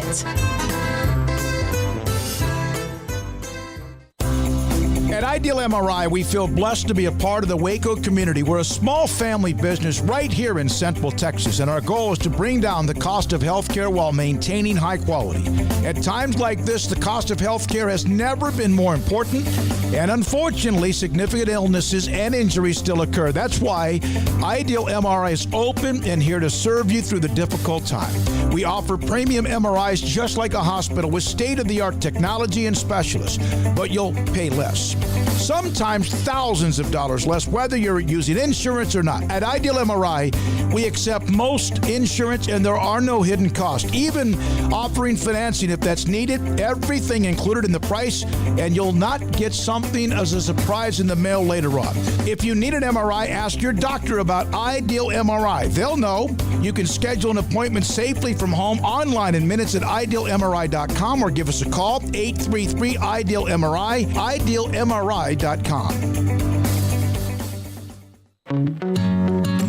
Established in 2007 and independently owned, Alliance Bank Central Texas is committed to helping families and businesses meet their financial goals. From their tellers to their board of directors, they know the importance of superior service and competitive products. Customers have confidence knowing that their financial needs are in good hands. It's your bank, Alliance Bank Central Texas, with 2 Waco locations, 4721 Bosque Boulevard and 191 Archway Drive on Highway 84, and at alliancebanktexas.com. Member FDIC, an equal housing lender. Did you know that 1 out of every 4 men have symptomatic low levels of testosterone and don't even know it? And if you think you're too young to worry about it, guess again. Low T levels can make you feel tired and grumpy, raise your cholesterol, and cause weight gain. Petty Clinic Low T can set up same-day blood screening and results. So if you're tired of being tired, call or go online at pettycliniclowt.com. It's a private clinic with an atmosphere catering to men. Affordable, only $165 a month, including lab work, office consultation, testosterone injections, and follow-up visits, compared to $300 or more a month in Dallas or Austin, and you don't have to drive 90 miles one way or the other and fight the traffic. Petty Clinic Low T has board-certified physician consultations and will provide the best form of brand-strength testosterone. Contact Petty Clinic Low T for increased energy, improvement in sexual desire and performance, mood, concentration, even a decrease in body and belly fat. Just off Highway 84 and Old Hewitt Drive in Woodway, pettycliniclowt.com.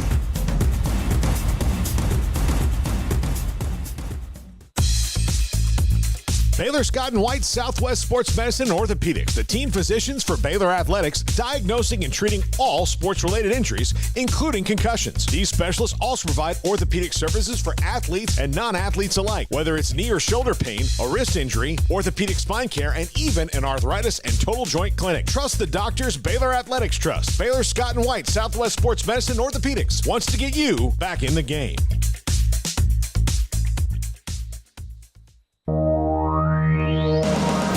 Welcome back to 365 Sports. It's time for our weekly segment with NFL Hall of Fame columnist John McClain. Brought to you by Pioneer Steel and Pipe, where customer service is their main focus, and best in metal, steel, and pipe for large or small projects, with 2 locations in Waco and Bryan. Family owned and operated since 1943. Read John's work at gallerysports.com and sportsradio610.com. John McClain, Hall of Famer, gallerysports.com, as you just heard, 610 in Houston, and many other shows like this throughout the country. And this is 365 Sports. Paul? John, did I hear it right? The Texans are going to change their uniforms? They're going to keep their colors, and for the first time in franchise history, to be unveiled at next year's draft, they're going to have different designs, and people are real fired up about it. And then it's out there somewhere that they're going to have a blue that's Columbia blue like the Oilers had, but that's not true. Oh, that's kind of a shame. Yeah. Dang, I was kind of hoping Well, you were going to say next year, they can't wear Columbia blue. And next season, this upcoming season, the Titans are going to wear their Oilers uniforms one game. And the word is it's going to be when the Texans are in Nashville. And that's not a big deal to the fans in Nashville. They look at their throwback uniforms was when they got their new name, Titans, and their new stadium and new facility in 1999. Their real throwback uniforms would be 1997 and 98 when they were known as the Tennessee Oilers, and they played the first season in Memphis and the second season at Vanderbilt. But as far as the owner, Amy Adams Strunk, who grew up with the Oilers, the only time they've ever worn the Oilers uniforms was in their first game, a Hall of Fame game in preseason. I was there, and it was weird seeing them. And so the fans up there, yeah, they're kind of fired up, but here it's going to be a huge controversy, and for no reason.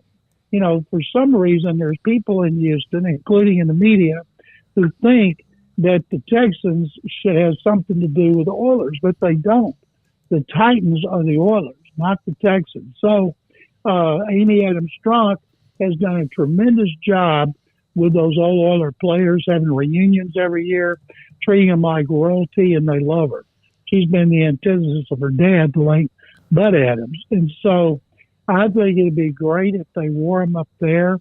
It would be controversy here. It already is.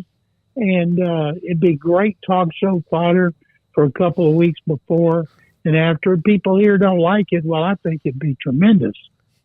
John, Joe Cap passed away. My memories of him, he's a big, tall, physical quarterback, pretty decent arm, Super Bowl, lost to the Chiefs. But was he like Unitas and wore high tops too, or am I just dreaming that?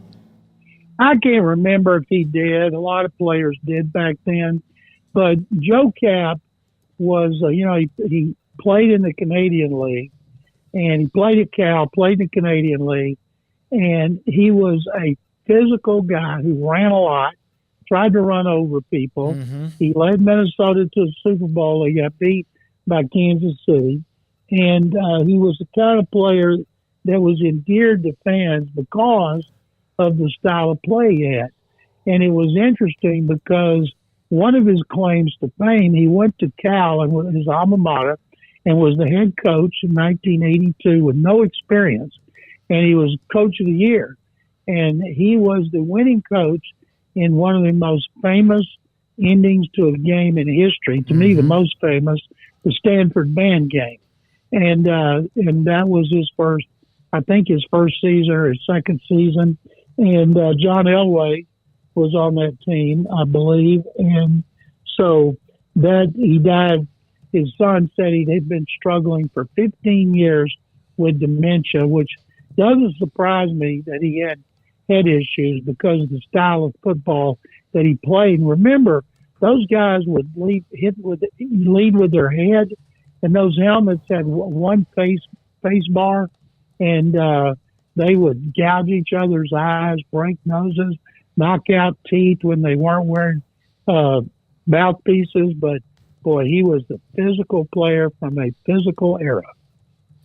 John, punter Matt Araiza was released for the Bills after the rape charges came up. He is about to be officially exonerated in that case. Do you think he will get back into the NFL pretty quickly? I don't know, Paul. I mean, he's a punter. Mm-hmm. How many punters win games?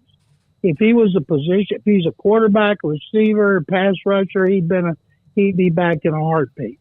And I read everything that the prosecution couldn't come up with. That it's a fascinating story. I think it was on Yahoo, and where the prosecution brought the woman in who had been the accuser, who said she'd been gang raped, and went over it with her. And they got a copy of this and went over every step of the way what they could and could not prove. And they claimed that he was not even there at the time when she said he was part of a gang rape. He had left. So I'm sure somebody will sign him, and the team will go out of its way to make sure all this is known. And if indeed he never participated in that, there was a thing she claimed he did before she said he took her in a ring to be gang raped, that she had done outside with him sexually against her wishes. They couldn't prove that either. So all that'll be explained to teams, and it'll be in the media. You know, he is a hell of a punter, and that's why Buffalo drafted him. But they knew about all that, and they had him on the roster, and it wasn't until she filed her civil suit that they cut him immediately, and she may continue with the civil suit. John, I saw, I think we all are aware who follow along with the NFL, the next big thing coming down the pipeline is this schedule release at the end of the week or on Thursday. But this is the first time, and maybe I just haven't paid attention, but they're going full bore with these little incremental announcements. Like the international games are going to be announced tomorrow on the NFL Network and ESPN. Amazon's going to announce the Black Friday game tomorrow. Fox and Friends and CBS Morning will be announcing individual games. The Today Show and Good Morning America will be announcing some games on Friday, and I guess they'll have the full meal deal on Thursday night. But what were scheduling announcements like when you first started? Well, when I first started covering the NFL, when I left the Waco Tribune-Herald to come down here and started on the Texans Oilers in '77, there was no ESPN. The league would send the schedule to each team, and the teams would announce it to the media, and it wasn't that big of a deal. Mm-hmm. And then it wasn't that big of a deal till recently because a few years ago they announced it right before the draft. And it just was a big deal for about half a day. And then it was lost in the shuffle of all the draft speculation. And somebody came up with a great idea, whoever it is should have gotten a raise, about doing it a couple of weeks afterward.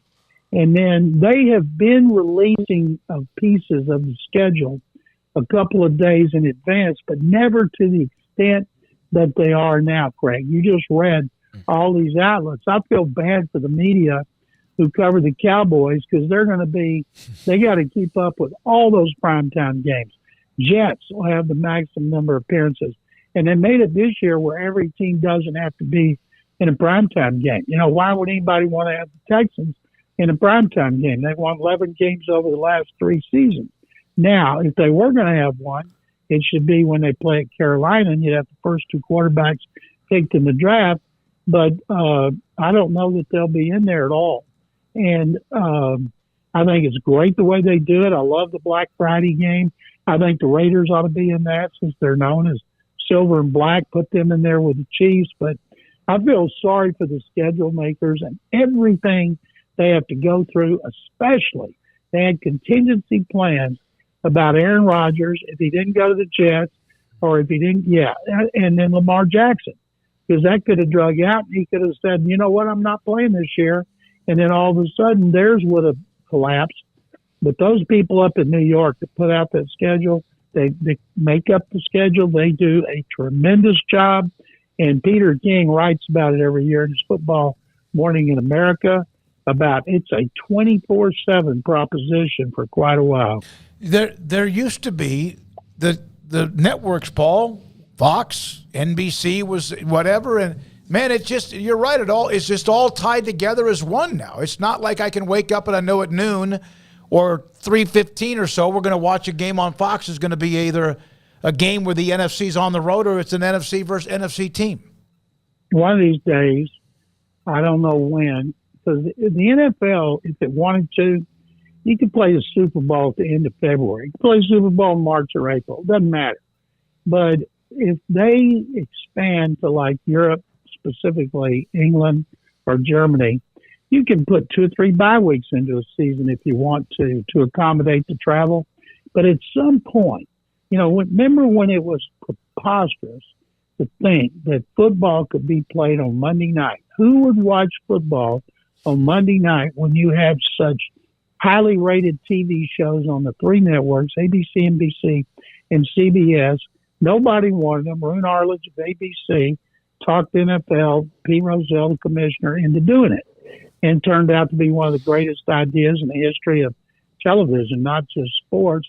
And then they said, okay, they'll start playing some games on Saturday after the college football season ends in December. And that went over well.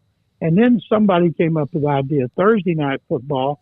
Players complain about Thursday night football in a short week, but they never complain about all that time they get off afterward, which is like a second bye week. And so now they got the Black Friday. Is there any doubt that someday the NFL will find a way to own every night of the week? John, how are the Astros going to make it through the year when they keep losing pitchers? Well, first of all, it's got nothing, their record right now has nothing to do with losing pitchers, Paul. Their record has to do because they can't hit. Jose Abreu, who they acquired for like $54 million, does not have a home run, and he can't hit squat. Alex Bregman got 2 hits last night. He's been awful at the plate. Martin Maldonado is an automatic out like pitchers used to be, and he's not playing defense the way he did. They've had some guys like Mauricio Dubon and Corey Julks, an outfielder, a rookie, who have been surprises. But their problem is their bullpen, which was the best in baseball last year. Mm-hmm. And it has not been anywhere near. They've blown the last 2 games, almost blew the second game of the previous series at Seattle. Kyle Tucker had 2-run homer. Tonight, you got Framber Valdez against Shohei Ohtani. And if I were a betting man, of course, I'd take that because when they bring in their bullpen guys, they just can't, they're not pitching like they did last year. And yes, not getting Lance McCullers back, letting Justin Verlander leave, losing Luis Garcia for 2 years. He's going to have Tommy John surgery. Jose Akini was another starter. He's gone till the All-Star game. And so they have a shortage. But if these other people were doing their job, the Rangers wouldn't be running away with the division. Well, they are right now, and they look pretty good doing it. They got an issue with their bullpen, too. No, Joe Cap, I don't see any images. I've looked like 50 of them. He did not wear the high tops like Unitas. I guess back in the day, he wore the black shoes, but most of the players did. John, thank you so much for your time. Guys, thank you very much. Sick 'em Bears. Yes, sir. Thank you, John McClain, Hall of Fame columnist with us on 365 Sports. Yeah, I think some of these games are already starting to release. There's family members and stuff that know some of the playing. Like I saw Jason Kelsey's, or I guess Travis and Jason Kelsey's mom's caught up in apparently reporting some international game that they're playing in Germany or something like that. But I had no idea until I looked a little while ago on. You want to talk about these like the Pac-12 TV deal or the Big 12 or Big 10 TV deal? You think the Big 10's got a TV deal? How about the NFL announcing their schedule on every network known to man? Yeah. NFL Network, ESPN, Amazon, Fox and Friends, CBS Mornings, The Today Show, and Good Morning America. All of those will announce at least some set of games. So they're covered. That's just television. Well, 2 of the morning shows have ex-NFL players on them. Yeah. In that Michael Strahan's on Good Morning America, and Nate Burleson is on CBS this morning. Yep. God, they saturate it. And they also host the NFL just in general. Those networks anyone too, that's got games, you're going to do that. And it's smart. Fox, CBS, NBC, ABC. Yeah. I mean, they're all over. But, yeah, they're hitting up every single morning show. And they're also hitting Amazon, obviously, with their deal there for the Black Friday game. You would think with the Sunday ticket? I don't know. No, it doesn't look like it. I listed them off, but that could you can see it still. Any video on ESPN announces it or whatever. But yeah, maybe they do that for YouTube. NFL schedule reveal, but they've got every base covered. It seems like that's for sure. YouTube has all of it except for Thursday night because they have the ticket. So That's right. You can watch everything on YouTube TV. By the way. I was looking at my bill the other day because I have DirecTV, and I've had the NFL Sunday ticket for as long as I've had it, and it still shows up on my bill, but now it's a zero charge. I would think that AT&T would have the technology just to delete it completely Because I saw it pop up. yeah. Like, I looked, online when my bill came in the other day, and before, how it cuts off, like, what the amounts are. I saw it, and I was like, oh, I've got my phone dialing finger ready. Somebody at AT&T, I'm taking this company down. And it's just at zero. I was like, oh, well. Yeah. Never mind, man. You don't have to negotiate with them this year, like the 25th year in a row. One quick note, Paul, thank you for showing this. Former Baylor guard Jaden Owens.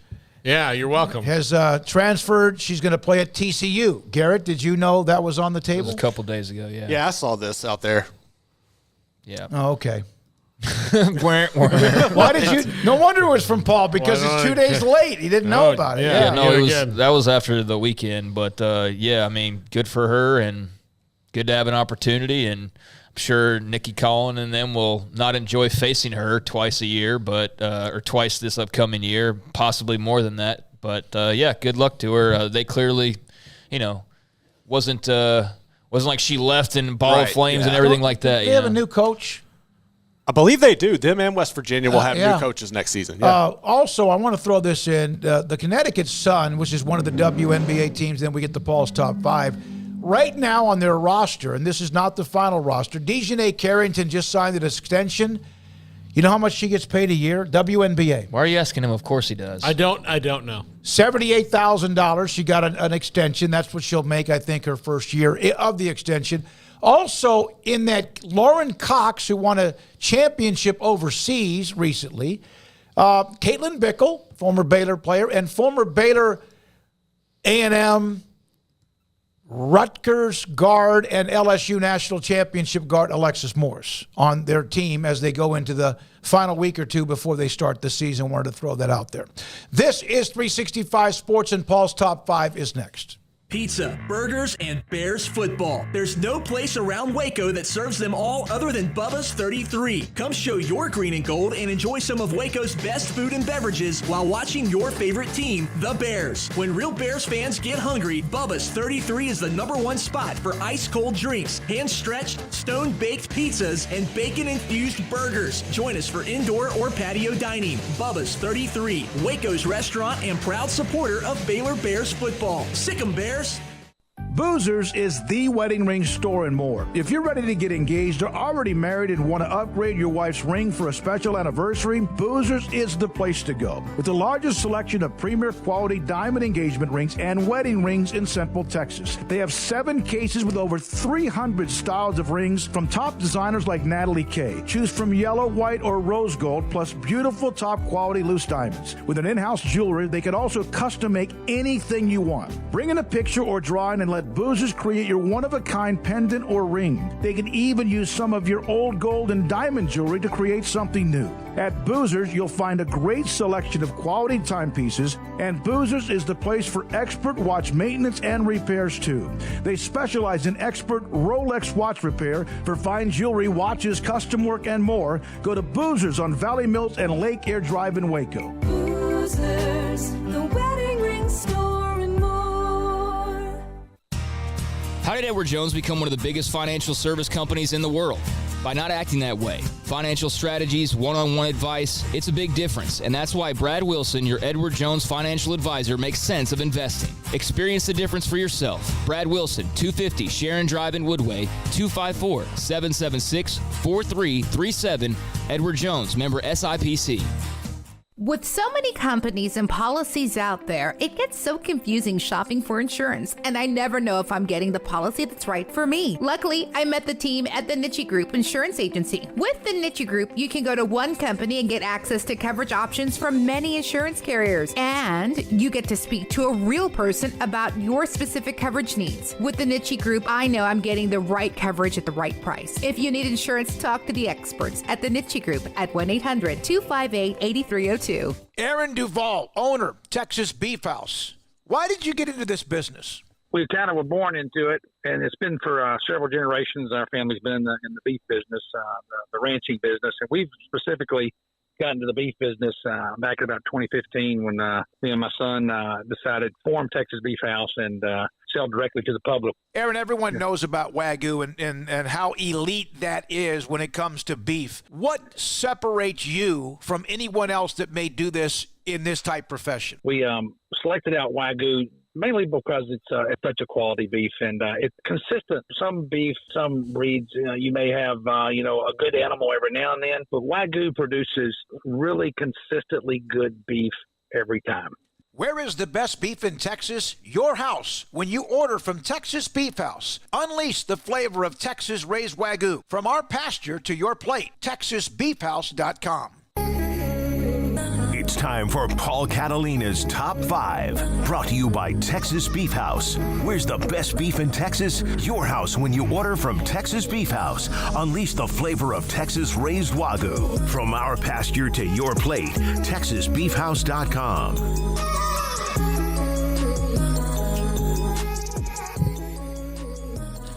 Top 5 questions the NCAA has to answer about gambling.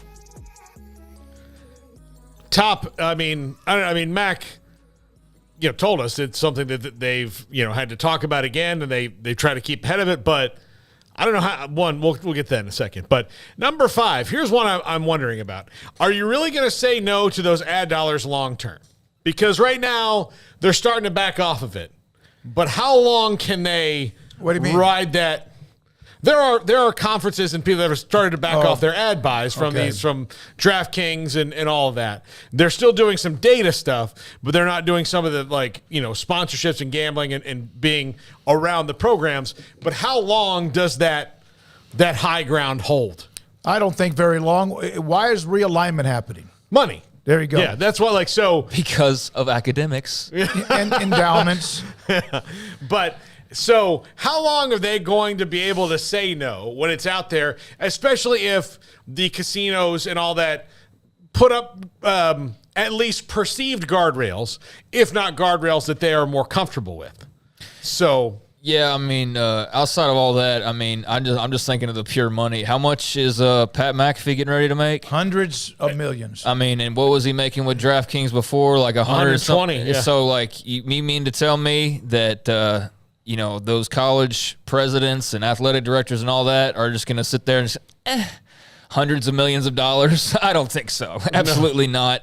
I don't know how they integrate it, though. I don't know how they do that, because it's kind of difficult because of the position that you've taken and because of the rules of your land. And so I don't know how that works exactly. That seems like it's going to be a sticky trap to have to deal with. So, yeah, I don't know. But there's just so much money coming from that side of things that it just seems like for people in search of money, which clearly college athletics is at a moment's, or at any turn. That's beer sales. That would have been thought of never and now everybody does it, but private schools basically. And even some of those probably sneak it in.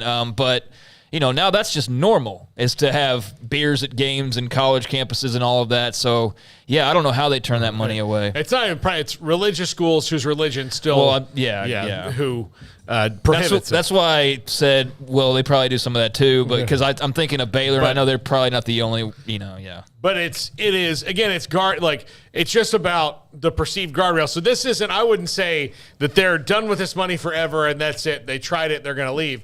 They're just putting it on pause until they figure it out. Yeah. That's what they're doing. Number 4, how widespread is it? It's probably way easier for players to get away with than you even imagine, at least at first. And then the biggest concern is the coaches, and it's not, I wouldn't worry. If Nick Saban was doing this, I would worry about his off-season habits. He's gotten in deep with the Sharks, but that's not going to happen. What you do worry about is the tennis coach doing it? Because he likes gambling and he only makes, especially at some schools, he might make $68,000 a year. Oh, not a head coach. A tennis coach at a smaller school? A smaller school, maybe. But not at a Division I'm not talking about a Division I school. They have to deal with this all the way down the line, right? Yeah, because Alabama's is one of the big they got to boys. deal with this at Texas A&M Commerce. Yeah, That's the entire college athletics landscape. Yeah, so if you're at Texas A&M Commerce and you're the tennis coach and you're making, an okay living but could be doing better, and then you start gambling because you might, be privy to some information of walking around your athletic department, even though some of those games aren't bet on. I was just thinking of schools like, the non-revs just have that bigger gap than most of the other ones. But yeah, I mean, how much do you have to worry about it? I think it's trainers. I think everybody, trainers. Paul. I mean, I think the list of who you're not worried about is way shorter than the list of people you're worried about. I think you're worried about every single dadgum person, and you can only prove so much, I suppose. But yeah, I mean, as to the question, who knows? But I'd say, like the list of who's involved is probably longer than the list who isn't. And, in some cases. Number 3, is it time to release injury reports? Because that can curtail some of the things. Because if everybody has the information, then you've gotten rid of the insider trading, so to speak. And this is what the professional ranks do. This has obviously become bigger money now. And I do think, look, they put everybody in the injury tent, and that's fine. But I don't know how you can continue to say, like, well, the privacy of the kid when you can see him break his leg. I know that would probably help. For example, Baylor had a player injured in the spring game, and I asked about it and have not heard back. Now, it's not before a game or before a season. It's the HIPAA law. At the same time, I would love to see that become more, I guess, public. But if the student athlete or his parents don't want it out there, then what? Well, okay, I'm gonna give you a compromise. All you have to tell me is that he's out. Yeah, you don't have to tell me why. You think Art Browse would have ever done that? Hell no. No, but you don't have to tell me. But if the rules state that he has to, you have to say who's in and out. You don't have to say that David Smoak is out because of a bad back. Okay. You just have to say that he's in or he's out. Now, in the NFL, they give specifics because everybody's watching and watches a guy go off the field with ice in his knee. So I'm not going to go, how's Tom Brady's elbow when I know that the ice was on the knee? That's... So you kind of have to lean into it. They can, say he's in or he's out. That's all they have to do. And you're asking a question. You're not saying it is time. You're asking, is it time? I think it is, but I think is it time to maybe do that? Because again, you're talking about in and out. That's all you have to say. Yeah, I mean, I think there needs to be a clear division here. If you are just a regular college football team like you've always been, no, I don't see why you're being forced to do that just because people on the outside are gambling, but you're not gambling yourself, so you don't owe them any obligation whatsoever. But if you want to go break off and be the power two and pay players like their employees, well, then what's stopping you from releasing injury reports? Because you're basically professional at that point anyway. Mm-hmm. So we're not going to have them have to pay taxes on these deals. They're not going to have to release any information. This is the greatest job of all time. You get every benefit, and outside of the work you have to do, basically no risk whatsoever or any kind of information. I think that's some of the things that you open yourself up to if you want to turn it into pro football, which I know it's borderline that already. But if the Big Ten SEC were to go Super League it or whatever, which I still don't, fully think this is imminent, but that's where I could see it being certainly in the cards would be a situation like that. Is that Cam Rising limping off the field? Yep. Yeah. I hope he's going to be good. Yeah. May see him in early September. May not. Yep. Yeah. I hope so. Number 2, is this another thing you have to wait on Congress for? Because you've got 33 states where sports betting is legal. You've got 17 states where it is not. And I'm not sure where the District of Columbia falls in this either, as far as the legality of sports betting. But 17 states where it's not, 17 states where it eventually probably will be. There will be some all the way down the line that hold out until every state that borders them has everything, and that they just don't want to send that money across the border anymore. So kind of like this one right here in Texas. But do you have to wait on them to set up? Because right now, there are not a lot of national guardrails in place for this because, like marijuana, it's only legal in certain states, so they don't put up any federal guardrails. So is this the NCAA to really affect change or enforcement of this? Do they have to sit around and wait on Congress for another freaking thing? And if that's the case, that's really bad news for them. Yeah, I've seen where Baker has been out there. He's trying to get a few things done, at least trying, whether or not anything ever occurs or not. But I did see that earlier today, that there's different bills and legislation and whatever. Good luck to him to try to get that done. Yeah. That's the life he's chosen, though. No, yeah, at least that's the life he comes from. Yeah. That's what he's from. Yeah. That's the whole reason he was hired, was to do all of these things in Washington, D.C. That's the precise reason he was hired, versus some other former school president or something like that. They need a politician to help be a politician. Yeah, they need politics right now to work in their favor, so they hired a politician. We'll see what he can do with it, but I don't know about this particular question. Yeah, I mean, it's again because you have to.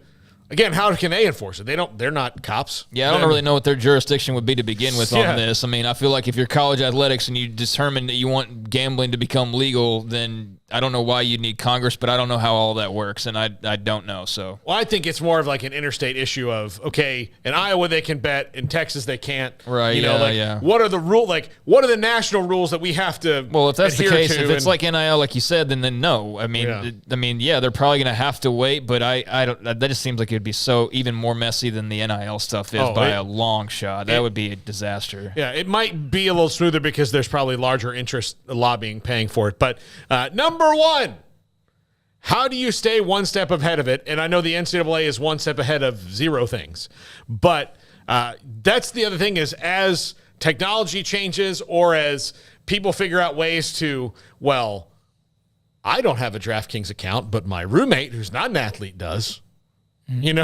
So, those are things that you're going to have to work around as well. So you move through all these different things, and how do you stay one step ahead of it? Do you have to make sure they don't, do you have to check their Venmo accounts? Do you have to, I don't know. And then you've got privacy issues. Then you've got all these other things that they're probably going to get sued for. Dennis Dodd had a great column on a lot of things talking about David Baker working for.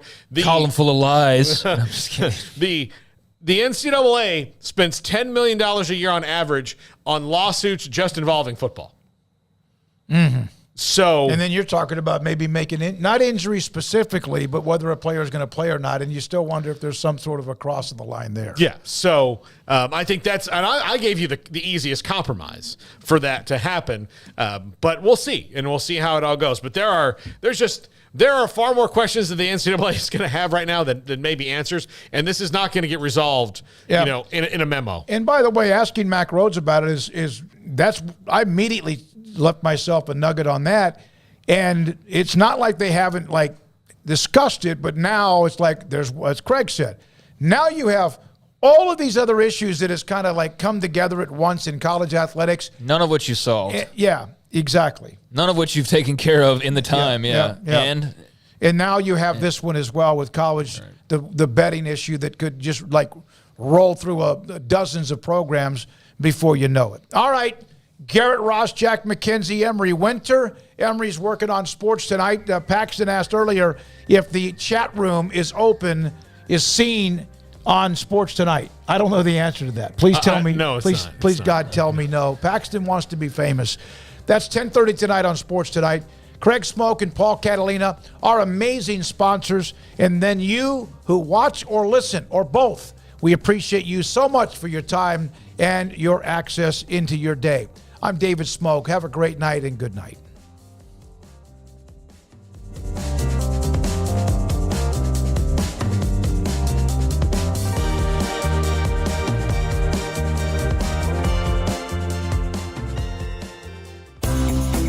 Ideal MRI is a small family business right here in Central Texas. We're open to support you while lowering the cost of healthcare bills. When you